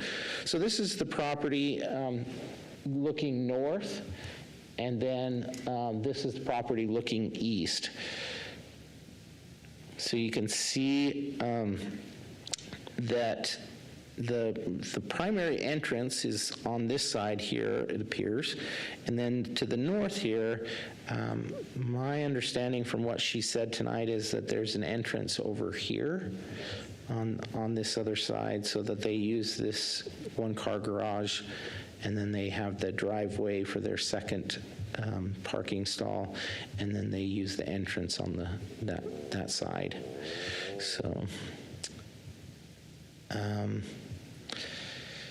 So these are the recommended conditions of approval. And I added this, it's in the staff report that you have in your packet, but just wanted to bring attention to this. Any changes to the primary floor to convert to only a single dwelling unit as determined by the building and/or planning departments shall be accomplished before a certificate of occupancy is issued for the duplex. And then also that a representative from the building or planning department be able to inspect to make sure that they've converted it from a triplex to a duplex in the end. Formal findings, I'm not going to go through this. I put a lot of formal findings in your packet, but these are the conclusions, essentially, that they meet each of the criteria for approval of the conditional use permit. But that's all in the packet, and the conclusions are here. And then a potential motion for your consideration. I'd be happy to answer any questions. Rodney, I have a question about the duplex, triplex type thing. Yeah. I assume from what you said, somebody's going to go out there and look at it. Yeah. And I assume that's going to be relatively soon. What about 2 years from now to make sure that they can go back and reconvert it to a triplex? Great question. So there's not much I can do about that unless we see that there's another address, another request for utilities, a building permit request. If it's clear somehow to the neighbors and they complain, then we'll need to investigate it. If it's advertised on the web for a realtor to advertise it to others to come rent, if it's advertised as a triplex, we also have caught them that way in the past. So what I'm saying is, I'm guessing you can't go back in 2 years from now and look at it again. You have to find out some other way. Yeah. Go back to the conditions, Rodney. The number 4, what's the time limit on that? I don't give a time limit. I thought about that question, and my guess is, I'm kind of looking to our attorney again, my guess is that we can't just have an open-ended situation where we just, hey, we're here, we want to inspect. It's got to be related to some kind of permit. So that's my guess. Yeah. So again, if there was a permit of some kind, and even solar panels, in that case, we have a permit, right? If we're, as part of that permit, we're looking at it and the load, capacity, everything, then we can go out there and say, well, wait a second, this is a triplex. But we're not, or even if a complaint comes in, we investigate those complaints. If there's some kind of evidence that it's a triplex, then we go after it. Question for you. It says on that 5th condition that we won't issue a C of O until, she's turned it in, or until the duplex is done. But if we approve this, she's not going to lose her current C of O, is she? Like, we're not kicking her out on the street? No. So that's for the second C of O, the second dwelling unit. Well, what about the person or whoever might be living there now? Yeah, it's a strange situation. We're not going to go kick them out if there's progress on the CUP. If we see building permits being pulled, then that's great. We're There's that glad good to see faith that. effort that they're moving in the right direction, and Yeah. In a perfect scenario, there's nobody else in there yet. Get it done first, then you move in. Correct. We can send Commissioner Kehoe to check later. There you go. Any other questions? All right. Move on to public testimony for this item. Is there a sign-up sheet, Madam Clerk? Anybody on it? Mr. Chair. Okay, thank you. Does anybody here like to provide testimony for this item? All right. Any other questions from for the applicant, or? I don't. Do you have any closing remarks, comments you'd like to make? No, I'm trying to do everything right. I'm trying to right the situation. Okay. because I didn't know. I think we're good. Entertain a motion to close the public hearing. Moved. Second.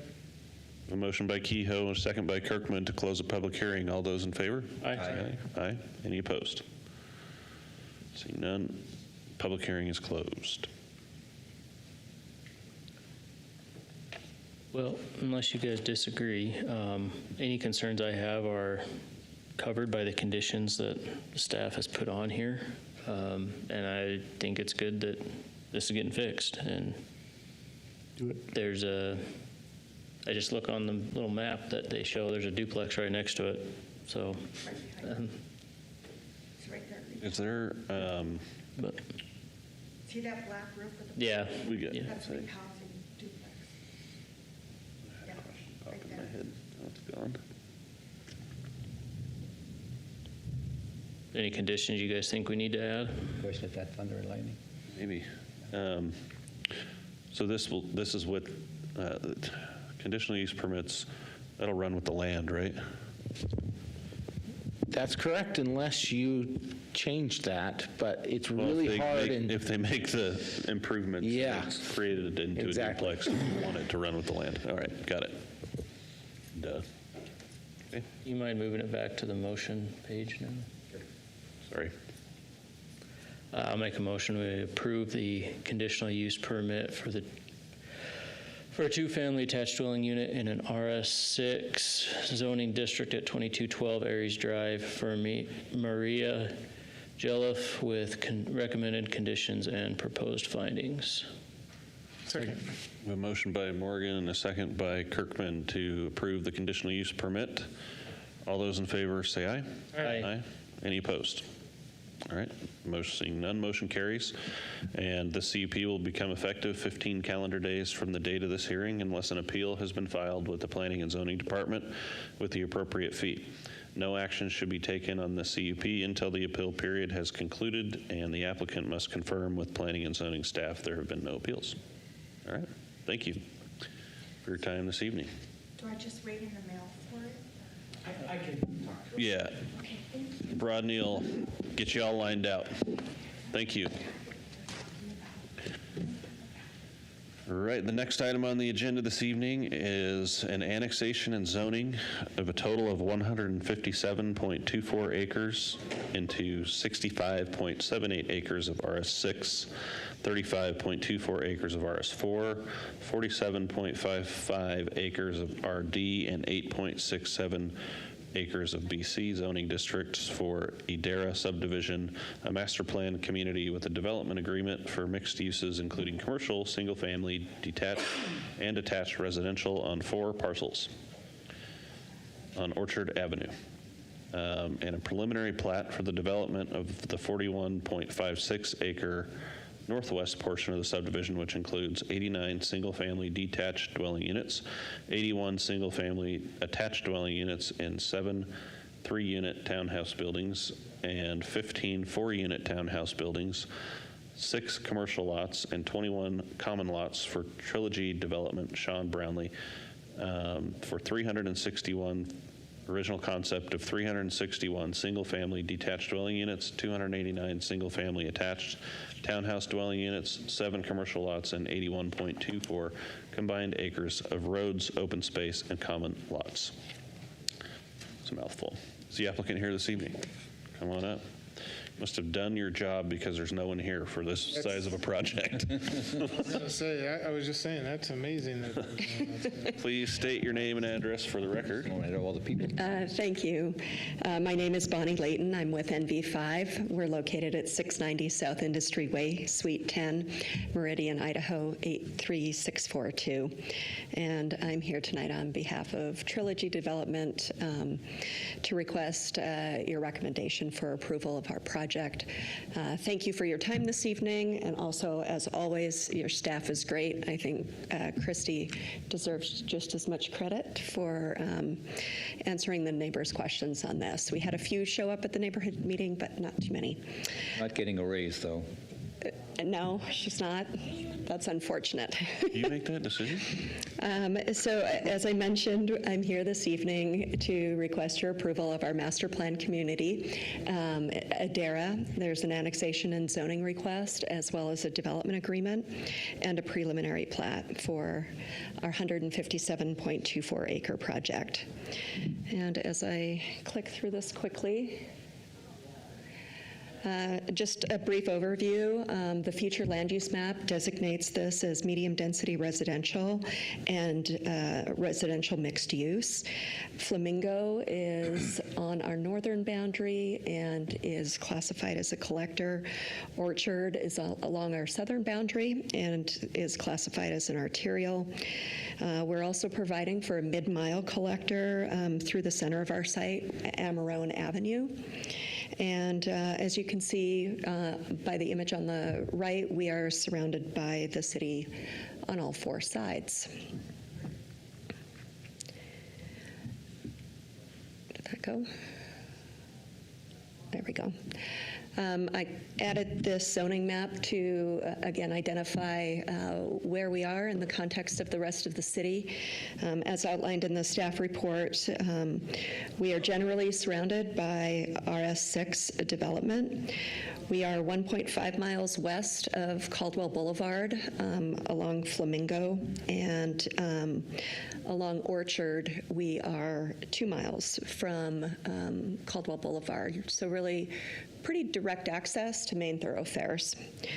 And also we are 1 mile north of Highway 55.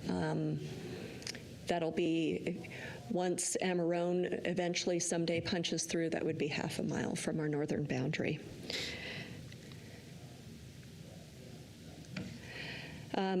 This image shows the master site plan, our zoning designations. What we've really tried to do in this master plan community is look at offering a variety of housing types and lot sizes.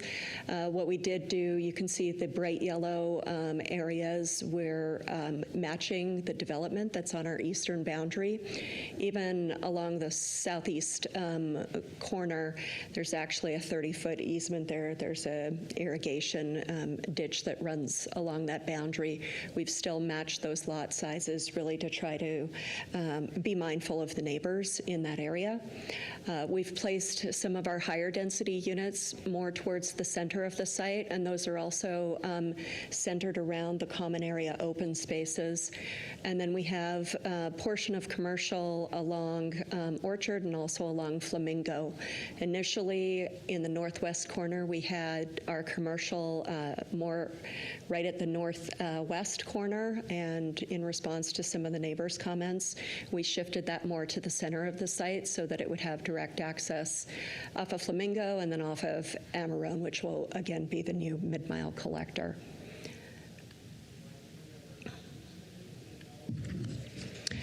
This is a vicinity map just showing how our site plan fits into the context and the fabric of the rest of the residential developments in the area.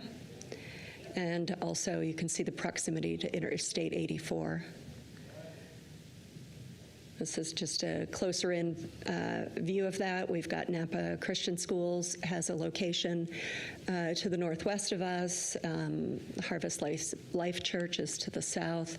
To the west is some more Nampa Christian School property.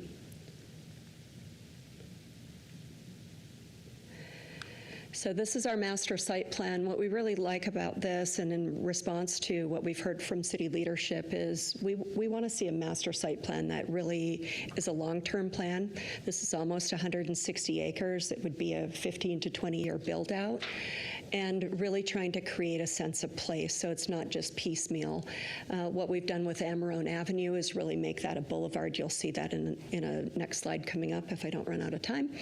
But really trying to provide connections and open spaces that are up front, that whether you're driving through the community or driving to your home site, you can see those lush green open spaces. We have Amarone will have a nice boulevard. We also have some irrigation easements running through the site, which we can capitalize on making pathways along there. Just added open space and easy connectivity to both the commercial portions on the northern and southern parts of our site. Let's see. So we'll start in the northwest quadrant, then we'll move over. This again is a 15 to 20-year build-out. So we'll go from the northwest to the northeast, down to the southeast corner, and over to our southwest corner. Our preliminary plat details, I've listed them here for the sake of time. Those are in your packet as well. But really trying to provide a sense of community and some amenities. There's a lot of residences out here, not a lot of, pop over to a store or service to get services or, buy some milk. So we think adding this to the area will be a real benefit, not only for our project, but for all of the residents. This map shows sort of a breakout of the different areas and housing types as listed in our application. Also in our application is the image that you see about the street section. It's an 80-foot wide new collector, really trying to create that sense of place. When you enter this community, you realize that you're in a special place, a master planned area. Think Park Center Boulevard out in Harris Ranch, if you've been there. That's really what we're trying to evoke here. This is the first phase of the overall master plan community, and we will break that out into 3 phases as well. Yep. How much more you got? Just these are images of our renderings, very typical to what our builder does. Here's some information about CBH Homes, who will be building the homes, founded here in Idaho in 1992. 362 employees, a third of those actually live here in the city of Nampa. And then they also partner with 282 subcontractors and however many employees each of those companies have. And with that, I will stand for any questions. Okay. I have a question. Yep. How did you have this meeting tonight without anybody else being here? Mr. Kehoe, if I knew the answer to that, I would. I mean, I'm looking around early and I'm thinking, well, they must be going to table it or something, and they told nobody to come. Like, no, this is a developer everybody knows, and there's nobody here. We had smaller ones. We had people here. You're a humongous one, and there's nobody here. I'm not complaining. I appreciate your comments. Yeah, there were, as I mentioned initially, we had the commercial more to the northwest corner, and there were a couple of residents on the north side of Flamingo that were concerned about that. So we shifted that over. As I mentioned, Christy did a great job. There were some folks that came in and asked some questions. We really tried to be responsive, buffer with the neighbors, and really try to fit into the context of this. You're the one should get the raise, not Christy. No, Christy. Jeez, harsh. Got money with Kehoe. No, I think it's excellent. Thank you. In the, Mr. Chair, in the center of, along the boulevard there. Yeah, those red lots. And that blue dot right there, that's a swimming pool? Is that a clubhouse? Is that what's going to be? Yes, that is planned? correct. That's the kind of the showcase of the community, that this is really, as you're coming through that boulevard, there's a sense of community and arrival and open spaces. Where's the nice pickleball amenities. courts? Right Everybody over has there. pickleball courts now. Yep. Yep, you got them. All right. It's very similar also if you're Being sarcastic, familiar but- with Surprise Valley, if you've Yeah. ever driven through there. And they've got kind of a main street. It doesn't have a boulevard, and you'll see the clubhouse off to the side and the pools. Really kind of has that active community feel to it. You know what I also noticed is that you're having the first phase, the larger lots, instead of the interior, which are the heavier, packed in. Yes, so we are trying to provide a mix throughout each of those phases. So we have 3 different lot sizes in that first northwest quadrant. And then, I guess if I back up here.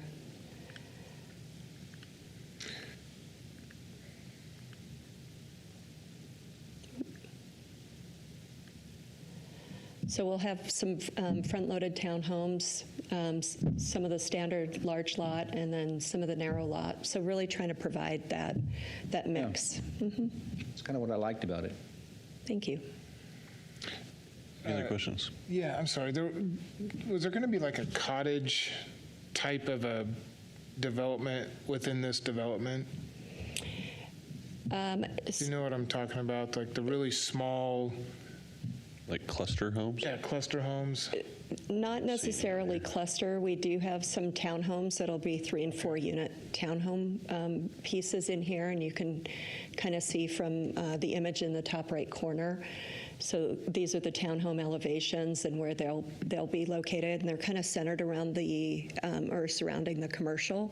So we're transitioning that density appropriately from your commercial area. Higher density, and you get lower as you move away from that commercial. Okay. I thought I read somewhere there was going to be cottage or cluster homes or something like that, but I may have been looking at something different. Okay. I think I'm good. Any other questions? All right. Thank you. Thank you. Call you back up after testimony, probably. Yeah, after all the public speaks, we'll have you back up here. All right. Christie, the staff report. All right, thank you, Mr. Chairman and Commissioners. Christy Watkins, planner for the City of Nampa. As stated, this request is for annexation, master plan community, preliminary plat, and zoning to RS4, RS6, RD, and BC. So as you can see from this map, the request here is to rezone 35.24 acres to RS4 for single-family detached homes, 65.78 acres to RS6 for single-family detached homes, 47.55 acres to RD for townhouses, and 8.67 acres for commercial through this master plan community concept. The surrounding properties are mostly RS6. To the west is all owned by Nampa Christian High School for future expansion. To the north is the Sunnyvale subdivision, which is currently under construction with 6,000 to 7,000 square foot lots. To the south is RS6 Westminster subdivision that has 7,000 to 9,000 square foot lots. To the east is Eagle Stream subdivision, which has 6,000 to 7,000 square foot lots. And then to the northeast, you'll note that there is an RML zoned property that's called Brassy Cove, and those are 5-plex apartment buildings.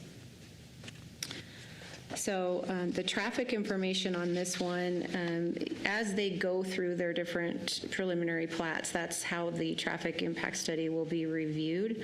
So currently, they've reviewed the traffic impact study according to just the preliminary platted portion, but they've made, a few recommendations along the way as far as like right-of-way dedication, the fact that they're going to have to put in that north-south mid-mile collector. And then, of course, the bicycle and pedestrian master plan requires a certain amount of side path to go in on the frontages as well. So they'll know that going forward with each of their preliminary plats.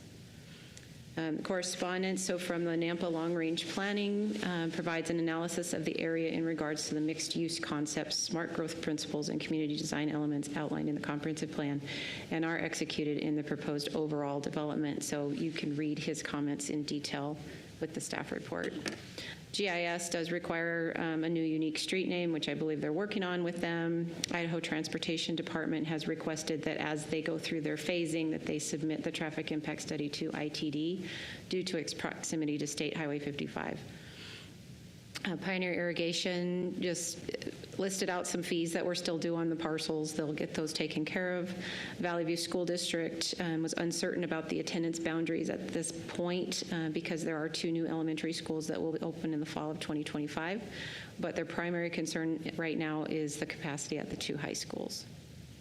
Engineering has submitted their standard comments in regards to construction, access, drainage, irrigation, water, and sewer connections. And the Nampa Fire Department has stated that this property is located approximately 1.1 miles from Nampa Fire Station number 4 with an approximate response time of 4 minutes. Build out will provide the fire district with $1,018,550 in impact fees. The overall concept plan shows a potential addition of 1,820 residents with an increased personnel demand of 1.8 firefighters. And then the police department also stated that the northwest phase, so they only evaluated the first preliminary plat for their purposes, is projected to add 454 new residents to the area, and they would recommend a commitment to fund 0.57 additional officers and 0.3 support staff. So the property is located in the medium density and the residential mixed-use designations on the land use map. Through the master plan community, they intend to utilize the principles that are outlined in both of these designations to provide housing and centrally located community services. There are a number of guiding principles found in the comprehensive plan that are outlined as facts in your staff report, a few of those being defined density, smart growth principles, building design, housing affordability, and the need to provide a variety of single-family housing types with the strategies on how to achieve that. So the comprehensive plan also goes on to define compatibility with neighboring properties, residential areas, and neighborhood commercial strategies. All of these guiding principles that are outlined in the comprehensive plan are found to be met by staff for this project. The proposed BC, RD, RS4, and RS6 zoning districts are permitted zones under the comprehensive plan future land use designation of medium density and residential mixed use. The structures located in the RD and the BC zoning districts will be subject to design review standards as they are built. The uses within 1 mile of the proposed development include a high school, large county residential lots, agricultural land, medium-density subdivisions, multifamily development, a senior living community, religious facilities, storage units, and future commercial development that is developing on the northwest corner of Karcher and Middleton Road, and the future commercial uses that will be with this project. Valley View Schools and the Nampa Christian High School are in the area. So Nampa Christian High School is 670 feet away. Nampa Christian Middle and Elementary Schools are 1.5 miles away. Valley View High School is 4.2 miles away. Lakeview Elementary School is 5,000 feet away. And Sage Valley Middle School is 3.2 miles away. The concept plan requires 15% open space. The qualified open space that is provided is 26.07 acres, which is 16.95% of the gross project area.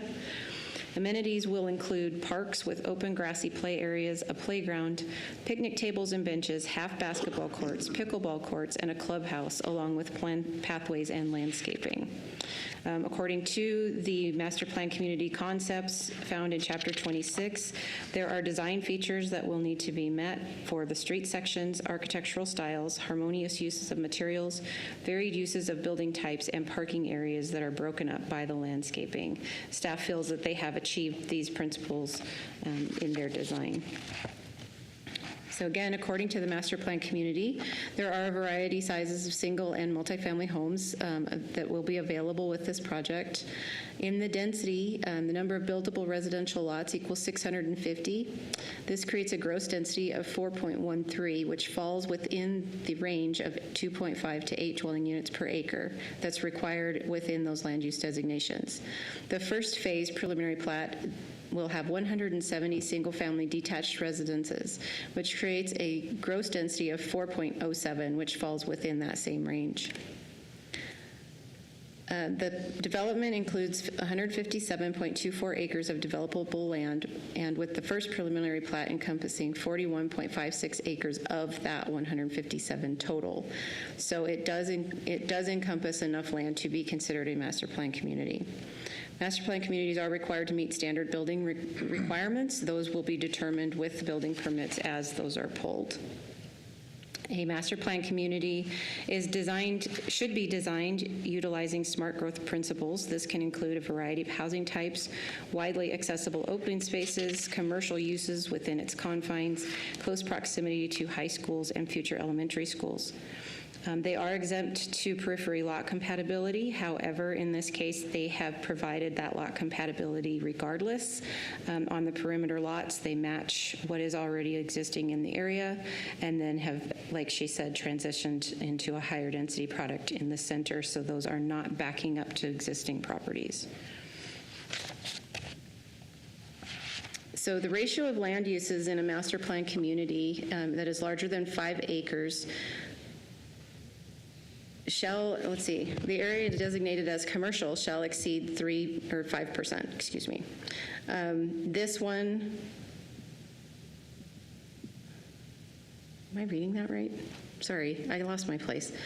Over 50% of the proposed land use should be residential, with no less than 5% of the land use as commercial. The area designated as commercial comes in right around 3%, based on the buildable area, with the rest of the buildable area for single-family detached and attached dwelling units. So we may need to increase that commercial area just a little bit. We can look at that as we go along. Uses within a mile of this, again, I stated what those were. They stated that there was careful consideration given to the placement of the smaller lots, the higher density homes, and the commercial uses with respect to the neighbors. The preliminary plat portion of this was evaluated for RS4 and RS6. Their lot sizes appear to be met. Their lot widths and lot depths appear to be met according to code. In the RD zone, a base lot for a fourplex structure, oh my goodness, is slightly under the 12,000 square feet that is required. That may be a measurement issue, that may be a rounding issue, as you guys discussed earlier, but with a master plan community, you could approve one lot to be slightly smaller than it is supposed to be, or you could ask them to increase that lot size to 12,000 square feet. I'm not sure that it would change much to do that. The BC zone properties will be required to meet current codes that are in place at the time of the development of those commercial pads. So for the annexation, you are required to meet the 3 criteria. The first one is that all landowners have consented to annexation. The second is that the property is contiguous to the city limits. And the third is that the area can be reasonably assumed to be available for orderly development of the city because it is completely surrounded by the city limits. There are services readily available. Right-of-way improvements will be required to be made, and it will create a new mid-mile collector between Flamingo and Orchard, and the property sizes match the surrounding developed properties. For annexation, there are also 3 criteria that need to be used in determining the appropriate zoning. First of all, staff finds that it is proposed to be compatible with the zoning in the area, that it does propose a compatible use, and that it is in the interest of the public to provide these kinds of developments. These are the recommended conditions of approval that are in your staff report. These are your potential motions, and I will stand for any questions. Thank you. Any questions for Christy? I do have a couple. The traffic impact study that was done in April of 2023, I believe, was that done? Well, that was just last year. Huh? I was thinking it was like 10 years ago. That was done with this concept in place. All right, good. I answered my own question. However, on the phases that are going to be built, this is a 10 to 15 year project, a total build out. 15 to 20. So done in phases, the 15% open space, that is the whole project, correct? So let's say that in 5 years or 8 years or 10 years, the market changes and the developer decides not to develop the rest of this property, but the phase one doesn't have 15% of open space in it. So is there accommodations for that? Like each phase has 15% open space requirement, or do we have not even addressed that? Does that make sense, the question I'm asking? Since this is such a long build-out project, that's what I was concerned. Yes, it totally makes sense. So on the preliminary plat,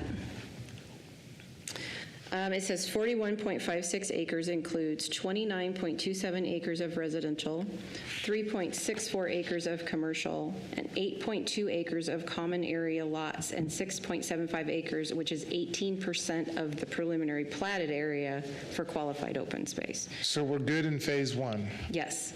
Does that apply to phase 2, 3, and 4, or we just are not at that point yet?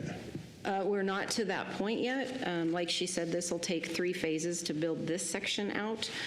I think that probably what we'll need to do as we go through each one, master plan communities, we've had 2. So these are all new for everybody. As we go through them, I think that cumulatively we'll have to build on that. Okay. Right? I So understand. preliminary plat number 2, then we'll have to include all of that area, and then we'll have to keep going with that 15% as that area grows, with all of them added together. When then we'll come up with the final number. But this right here has 18%, correct? For this acreage. Yeah, so technically, they wouldn't have to put in any open space in any of the other phases, because they would have met that 15%. For this acreage, Just for not this for the acreage. 157 Okay, acres. That was my question, and so basically it does kind of apply to each phase that comes Yeah. out to 15%. And I will have them do an evaluation of each preliminary plat added to the original one, because they'll be sharing space as they go along. Yeah. Because in theory, So- the next one could be like 12%, but still meet 15% overall. Yeah, or but overall. So we'll have to work on that with them as we work through the different phases, but I think if they're starting with 18%, they're not going to have any trouble keeping that going. 15 to 18 years, Christie's going to check. Yeah, well, you certainly got time. Okay, I'm You certainly have retiring in time. 14 years. The clock has started. Well, you got plenty of time to figure all this out. You got 15 to 20 years, so, thank you. Yes. That's all the questions I had. I had a question on the commercial. Mr. Chair, can I make a quick comment? Sorry to interrupt. Also, just remember that we've got a development agreement for master plans, right? So that's also in place. It's not like they can change things up. Yeah, the preliminary plats are not going to change anything. We're still going to compare it to the development agreement even after Christie's gone. Right. Okay. So it all doesn't shut down when Christie retires? Okay. Whatever. We'll be done then. That's right. She's gonna The retire whole as the city's mayor, just going to be, we'll be completely developed out by then. So my question about commercial, they're providing about 3%, and in master plan communities, we want a minimum of 5%? Yes, I believe that's what Is that the- just acreage calculation? Mhm. So that's not a square footage or anything like that? Okay. You have a small building and a big parking lot. That's just what I was going to say. Yeah. But I mean, it's to their advantage to get as much square footage, right? As long as we feel that it's adequate for the size of the project. Well, yeah, my point was it's not advantageous for them to not Okay. have leasable square feet. in Mr. what's- Chairman, she Sure, just calculated it. It's actually 7.86%, so it looks like they're coming out fine. Oh, acres. I was only coming up with approximately 3%. We may need to have them make some adjustments to that or put that in as a condition of approval. They're right That might have around. been missed. 5.006 for That's what it comes the out to. engineer. Yep, Yeah, they're right on that edge. 6%? So 5.006. We round around here. Yep. yeah. Go round. Okay, so they're good. Okay, yeah, Well, oh, go ahead. sure, I guess, yeah, I mean, that's why we have a development agreement, right? And if things change, then they come back and propose a change to that. Cool project. Anyway, let's keep going. Questions? Yeah, I'll wait. Good? Okay. Good. All right, we will open public testimony for this item. Madam Clerk, do we have a sign-up sheet? No? Don't think so? No, Mr. Chair. All right. Anybody here would like to speak for, against, or undecided on this application? Now's your time, or online. I have a question for the city attorney. Since it's obvious there's nobody here, we can see that, but people listening to this tape would not be able to know that.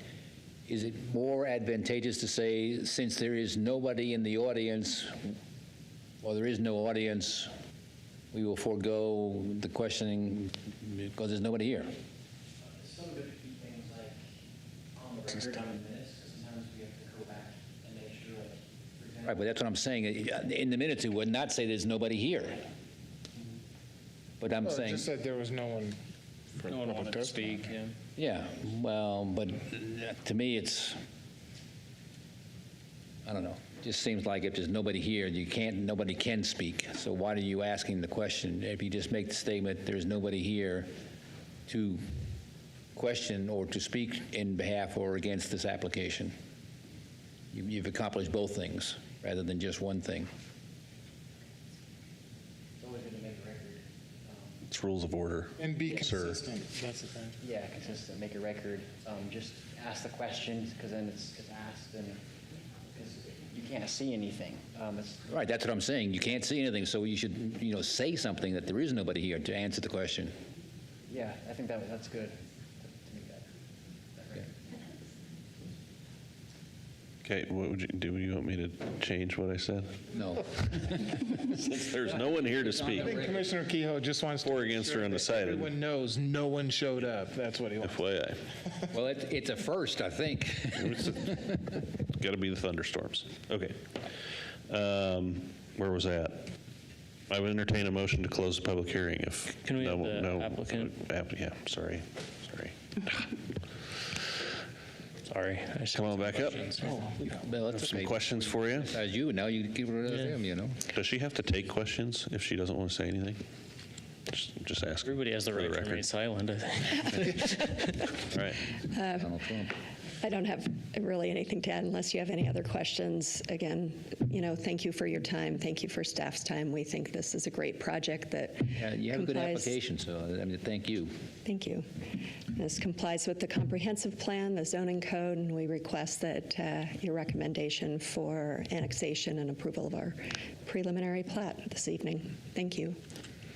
Is there any way you can move it south of Orchard so it's in the Nampa School District? That's Well, not hard to do. That might be a heavy lift.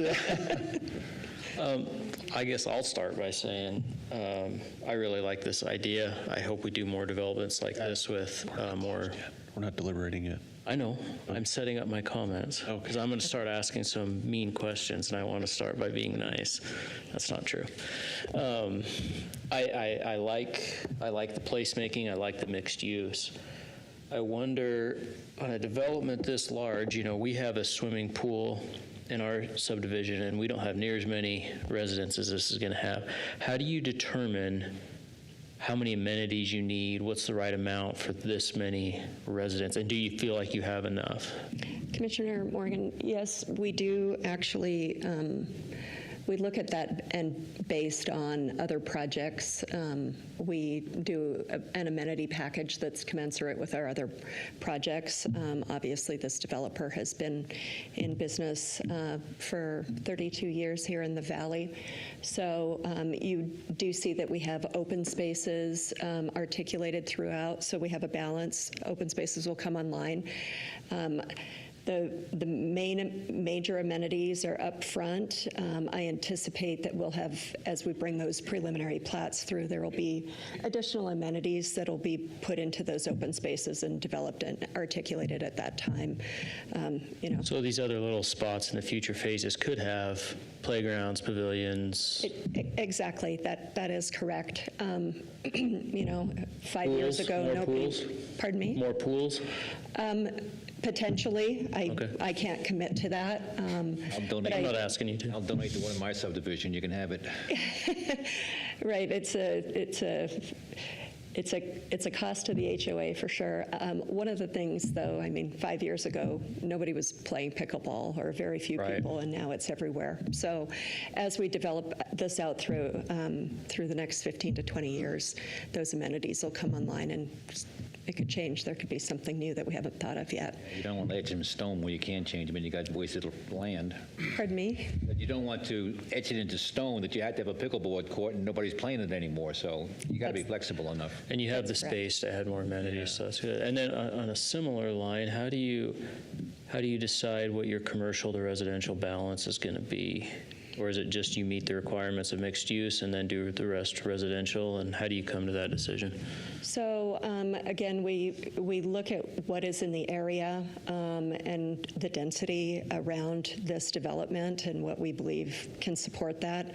We're at 8.5 acres, and my math was that we needed to be over 7 acres. So we comply with the comp plan. Obviously, the commercial will fill in as the rooftops come, and that drives the demand for the commercial in this area.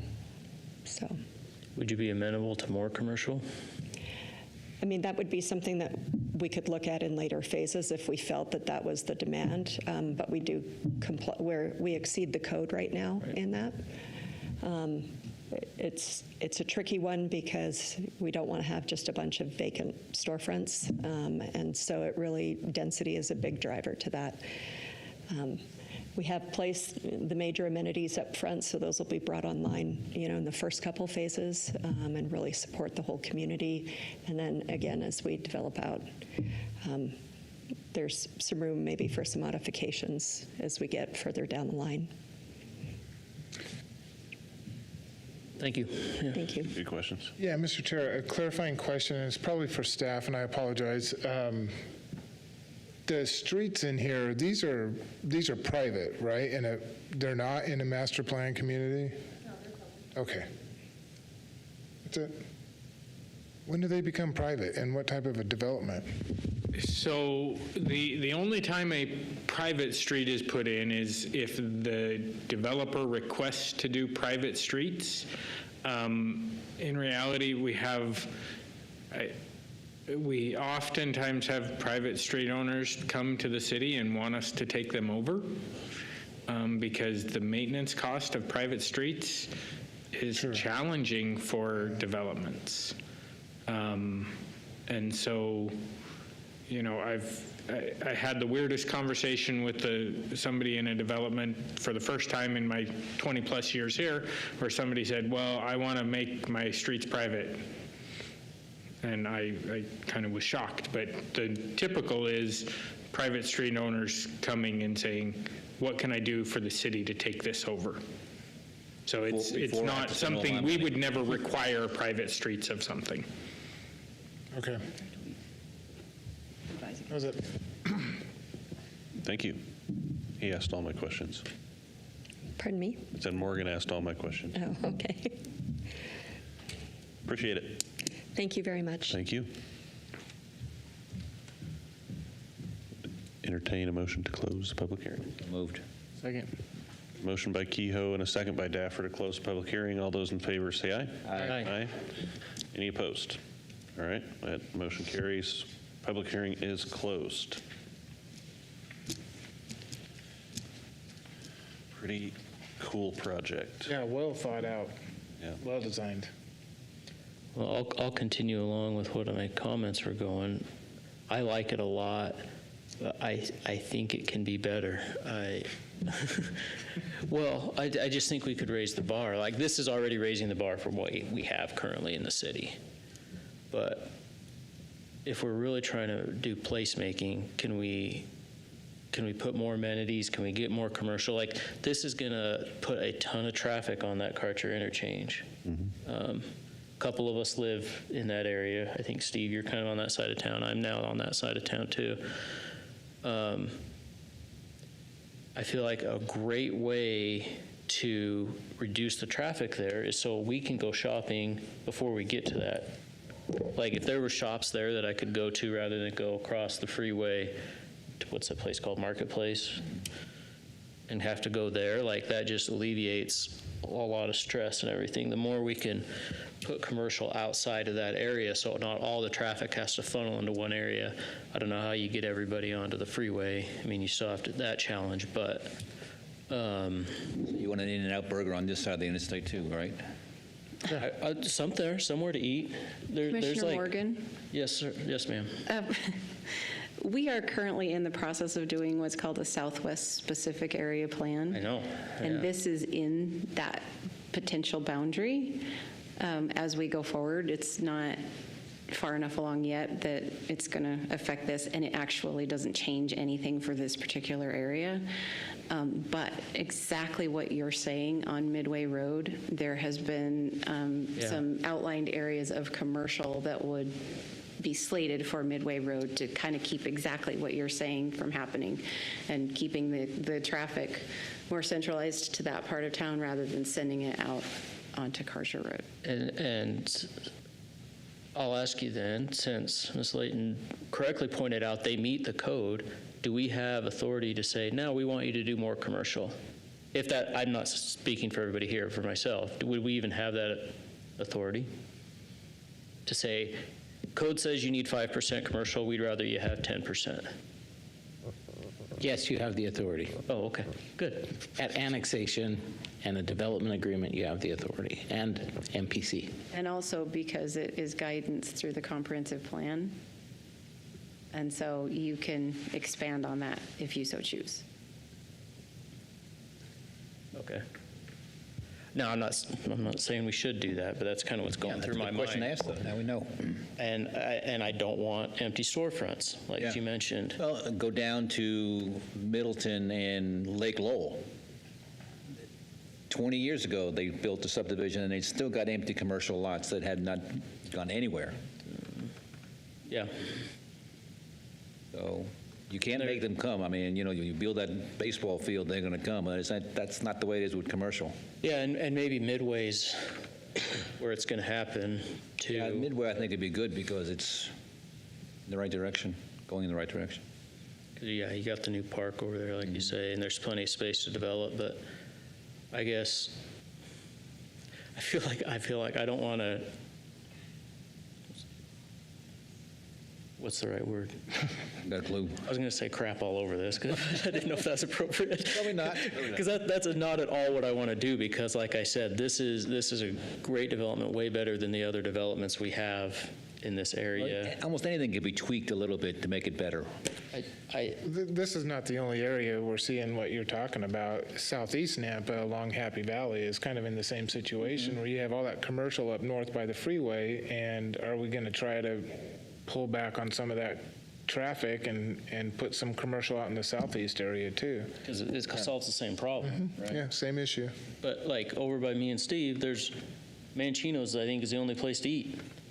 Everything else is downtown or whatever, So yeah, if there was a couple restaurants in this place, And the owner of Mancino's is a great guy, so no, that's a good spending place. money there. You can only go there so. I think all of that is just market driven too. Yeah, I mean, you're not going to. Yeah. And so put the rooftops in and see what comes behind it. But again, we fill it all with rooftops, and there's no more room for the storefronts. Right. 7 acres. 7 acre, yeah. But and I like the idea of having that be in the future phases, so that the rooftops get there first. And then, Well, that's what the retail people always want to see, the rooftops before they build their buildings. and so this one's got, the bulk of the commercial is in that first phase. And I think it was in 1.2, right? So they'll build some housing out there, and then they'll have that commercial. But I haven't developed this thought enough to say I want to require more or whatever. I kind of just want to get that's where my head is, and what do you guys think? Well, I think you're right, but we also have the right or the authority to put in more play space inside these subdivisions. Open space? Open space. But something in there, pickleball courts, baseball diamonds, or whatever. I mean, we don't do that. Other communities in the valley do that, and they're very successful at it, but we've never done that over here. I don't understand why we don't require some of these things other communities do. Well, it's what you just said. Like, we don't want to dictate what amenities are there because people's preferences will change about what amenities they want, right? Rodney's shaking his head. He wants to go home. But the open space, but we could require a certain Move the amount of open conversation space. to a, sounds like a work session to me. Well, we have a list of types of amenities. Christy, help me out with this. Did we already adopt that section of code where we have a list of amenities and they have to provide a certain number of them? For the master plan community, they are required to do that, and they Yeah. do that. And this meets that. Yeah. So it'd be like an à la carte of Yeah, it is. Kind of a menu. It's a menu, and there's some large and small. So you can provide a little plate or a tot lot, but you also have to provide, dog park or a swimming pool. yeah, or something else, something bigger. So I think that's helpful because we have that in place right now of a list of these types. We've even talked about going to a point system. That's challenging for staff. It's just more work to go through that and harder for the developer to make sure that they're meeting all those points. The menu approach is probably better than... That's just for master plan communities, correct? Well, or is Yeah, that and going I to be think for all subdivisions? It's included for, subdivisions over certain acreage. Oh, okay. So, if you've got your little tiny 5 or 6 acre, we don't require a certain number of amenities, we just require open space. Open space. But as you get larger, then those requirements expand. And so if you meet a certain acreage, you have to have 1. If you meet another certain Sure. acreage, you have to have 2 off of this list, that kind of thing. Well, maybe we should wrap this up so the applicant can go home and we can still talk about other things. I think this is a pretty big development. It is, but... important to get right. Well, we've already, well, I guess we haven't, have we? I was going to say we already voted. We just Public closed hearing's public over. She hearing, can huh? leave if she wants. We voted to close. Yeah. Christy, on the new area plan that you're talking about, is there consideration for a higher commercial requirement, a higher open space requirement, or would it be similar to what we're already looking at here? For development purposes, it's similar to what we're already looking at. It's really just more to dial in the land uses that we want to see in that particular area and to give some very specific standards that might elevate some of like our design standards, and we could potentially end up with like more enhanced frontage improvements in our landscaping, those kinds of things, just to make Midway more of a corridor. Some of the renderings that they brought to the open house the other night, showed this really cool kind of almost a city center look to it that had a roundabout that went through it and then had all these shops around it, and it was really walkable, and there were, people riding bikes and all this stuff. It was an amazing rendering.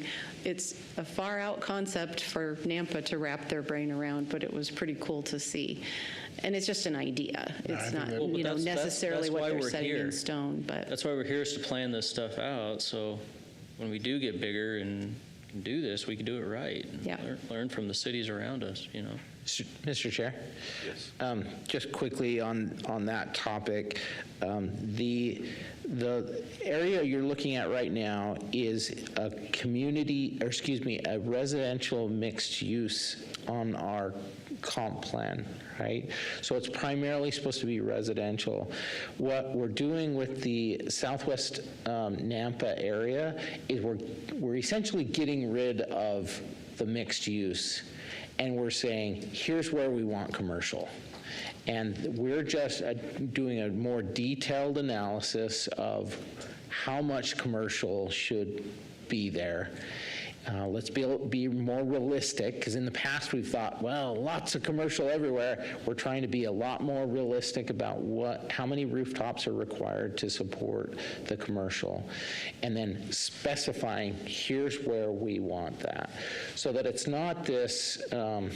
It's a little different than what Idera is coming in with, because they're a master plan community and their primary purpose is residential, but they are providing the minimum required commercial. But in that Southwest Nampa, we're specifying here is how much commercial we want, so that we get that commercial. It's a more of a guarantee about the amount of commercial we're going to get. So as someone who represents Southeast Nampa, is the same conversation being happen? Not yet? Okay.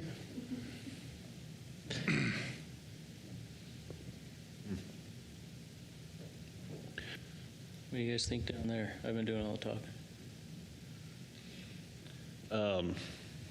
Well, I mean, I like the project. I think the market will determine how the commercial's planned out, and it may change over the phases of development of this thing. It's not always just going to be in the first phase. If something happens and the commercial leases out, they can always add it later, right?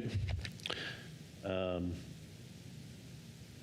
think we hear a lot about traffic all the time, and there was an email written, it's in our packets, on infrastructure not being able to keep up with growth, and that's a common theme in a lot of these meetings we have. But if developments aren't approved, then the private sector doesn't contribute impact fees to pay for those infrastructure improvements in the capital improvement plan. So it's like chicken or the egg. We have to move forward and grow in order to get our infrastructure built, right? So I think a lot of people don't understand that. It's like, we're not building infrastructure just for the developer to use. The developers pay their fair share of the capital, and the funds are used for the capital improvement plan. So I think a project of this size is going to contribute a healthy amount of impact fees for not only streets, but fire and police, and now all the other impact fees that are collected. So just wanted to address that. It asked that we read the email at the meeting, but I think all of us have read it. So just wanted to put it on the record, and I think, 15, 20 years from now, it's going to develop into a great project. This developer has got a great track record. Whatever opinion you have, I think he builds great projects, and this is kind of a legacy project for this particular company. So that's what I have to say. I think when you're looking at a project this size, timing is a lot of it, because everyone's going to complain about traffic and all that stuff. But this is a 15-year build out, and I feel like every other meeting we're here, we got another CBH project in front of us, and I feel like that they just are banking them, like they're not building every time that they come. They wait till the market to dictate it, and they use their inventory as the market dictates. And I think that the fact that there's all those checks in place where their TIS has to get updated every time they bring a new phase up to bat, and it's not going to be a overwhelming project for the area. I like that it's got some commercial, but if I were to live there, I wouldn't want a ton of commercial. Like, I like the smaller aspect of it, but I understand why you wouldn't want to live near the Karcher exit, because I avoid it at all costs, because of the reasons you're talking about. So this project specifically, I'm all for it, but having the backdrop of knowing that they're coming up with an area plan, that helps a lot too. It's got a good diversity of housing types too. I mean, it's run whatever you want. You could live here and have your pick, right? So, in a pickleball court. Put a doctor's office in the commercial, because all those snapped Achilles tendons will be And a chiropractor, to be fixed. So by the time this is built out, obviously that the improvements on Karcher will be done. No, they'll be doing them again. Yeah. It'll be another round of fixing it. Daniel, how do you feel, once the ITD finishes the Karcher stuff, are we going to be sitting a lot better for traffic there, or is it just going to be the same? And no one's here to boo your answer. So. Yeah, that's a loaded question. So the improvements that ITD has planned for both Karcher Road, the Farmway to Middleton, as well as what they're currently working on over the interchange in that, those are certainly improvements. Now, is it going to make everybody think that, it's the traffic over here is great and wonderful? No, but they are improvements to the traffic that help move the vehicles that need to move through that area for the commute and other times. I can't say that it's going to magically fix everything, because it likely won't. We still have issues at Marketplace in Midland that still eventually need to be addressed to help that function better. But we've made improvements to signal timing and that with the intelligent transportation system, ITS stuff with all the fiber connections and that, and the ability to make changes on the fly. Those are other improvements. We've are in the process of purchasing software to go along with that will help with the data analytics side, that will help even further refine those signal timings to help people move quicker through those corridors. So, it's not going to be a magic bullet, and it's going to be great for another 30 years. But it is improvement. Excuse me, I hate to beat a dead horse, but we keep talking about other things that has nothing to do with this application that we have sitting here in front of us. All we have to do is make a motion, and then she can go home, and we can continue our conversation. Well, then do it. Are you tired? No, I have a lot of questions I want to talk to engineering about the bond that didn't pass. I have 100 questions I want to find out. I think everything we've talked about has applied to the project tonight on this application. It hasn't, but that's close enough. Okay. Mr. Chair, I'll make a motion if there's no other comments. I don't want to step in front of anybody. Well spoken. Sure. Okay, then. I move to recommend approval of annexation and zoning of a total of 157.24 acres into 65. This is recommended approval. 65.78 acres RS6, 35.24 acres RS4, 47.55 acres RD, and 8.67 acres BC zoning districts. Also, a master plan community with a development agreement for mixed uses, including commercial, single-family, detached, and attached residential.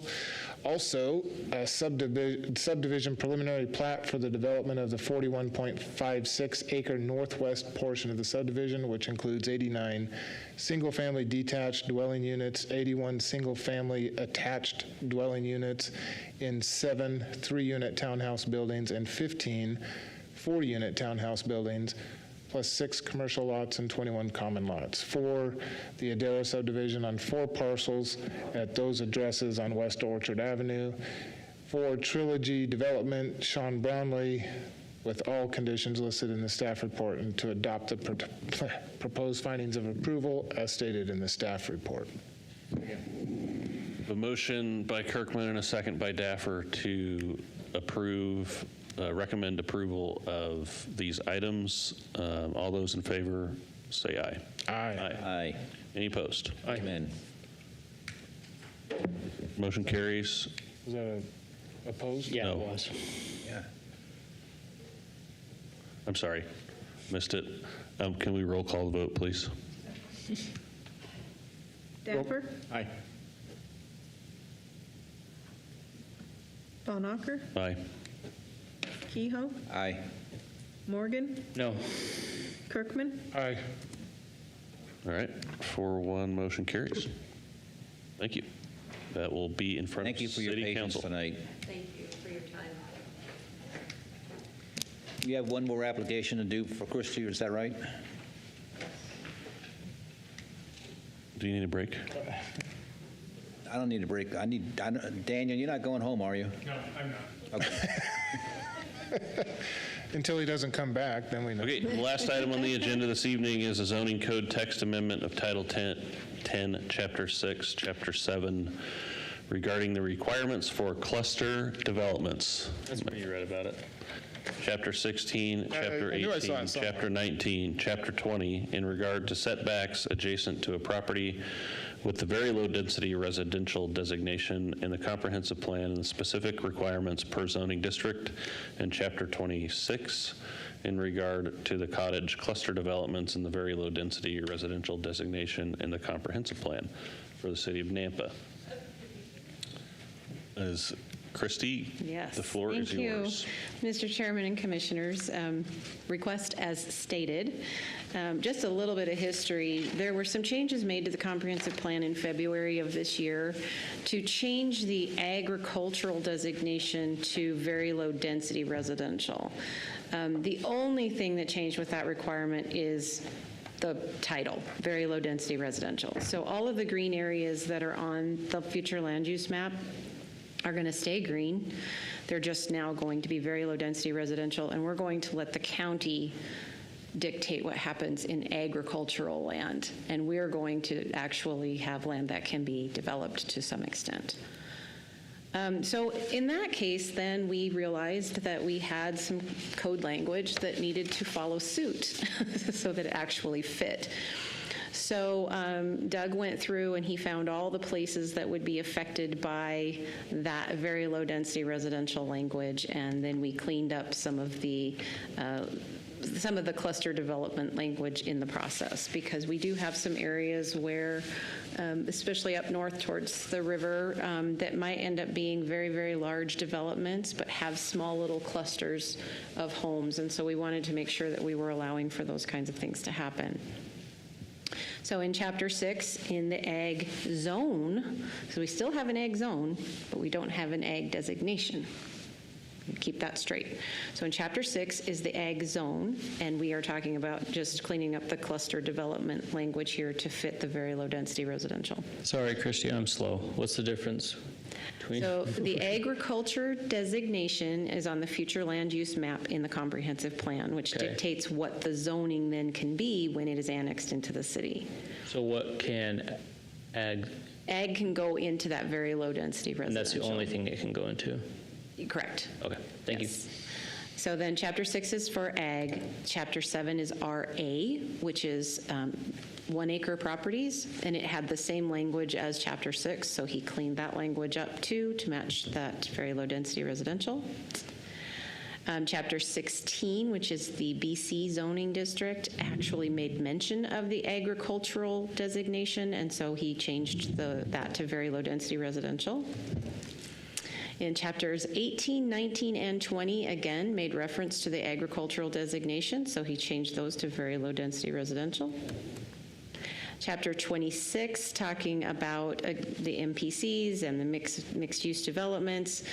We added here some language that says a development not located in a mixed-use future land use designation may propose a mix of zoning designations and uses.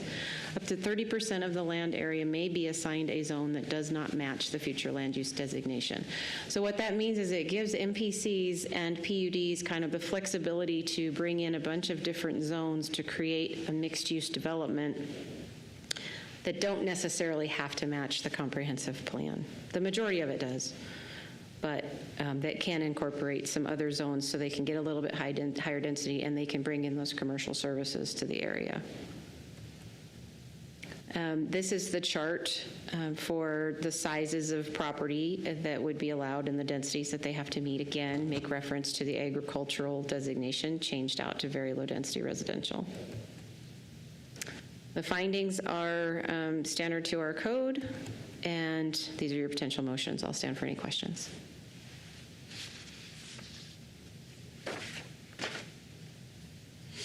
Any questions for Christie? I think I understood it backwards before. So the comp plan has very low density residential, and it can be turned into ag. It can be zoned ag, and that's the only thing it can be zoned as. It can be zoned RA as well. So, yeah, so RA is suburban residential, and it allows for 1 acre minimum sized lots. So it could have the agricultural designation or the agricultural zoning district applied to it, or it could have the RA zoning district applied to it.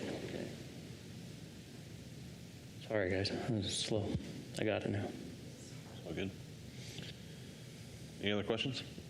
Okay, we'll go ahead and open public testimony for this item in our empty room. Is there anybody here that wants to provide testimony? No, Now's Mr. your Chair. chance. Okay. I will. Any closing remarks there?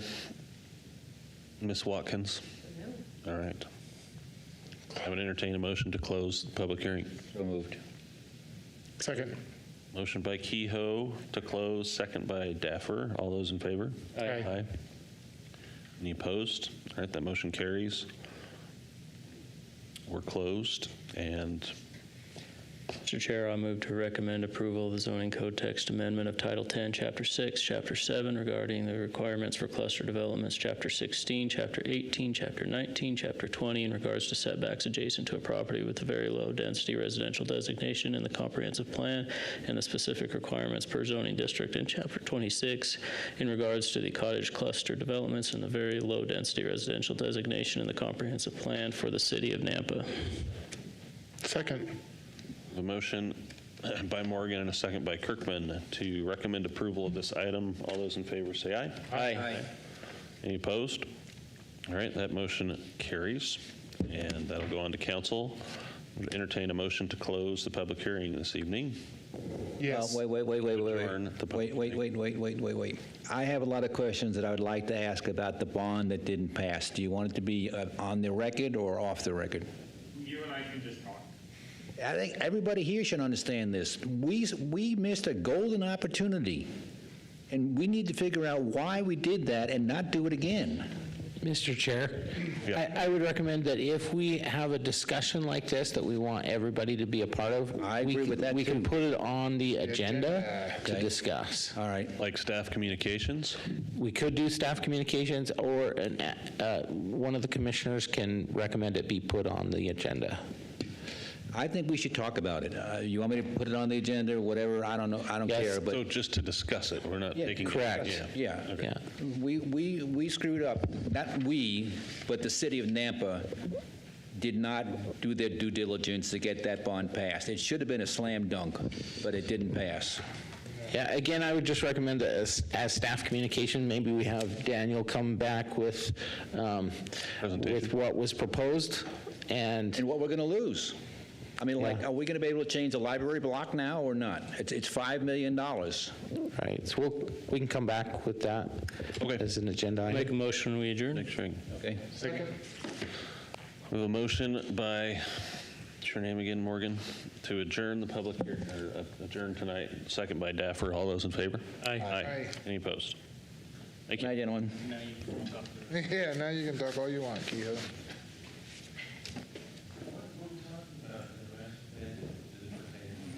A lot of it.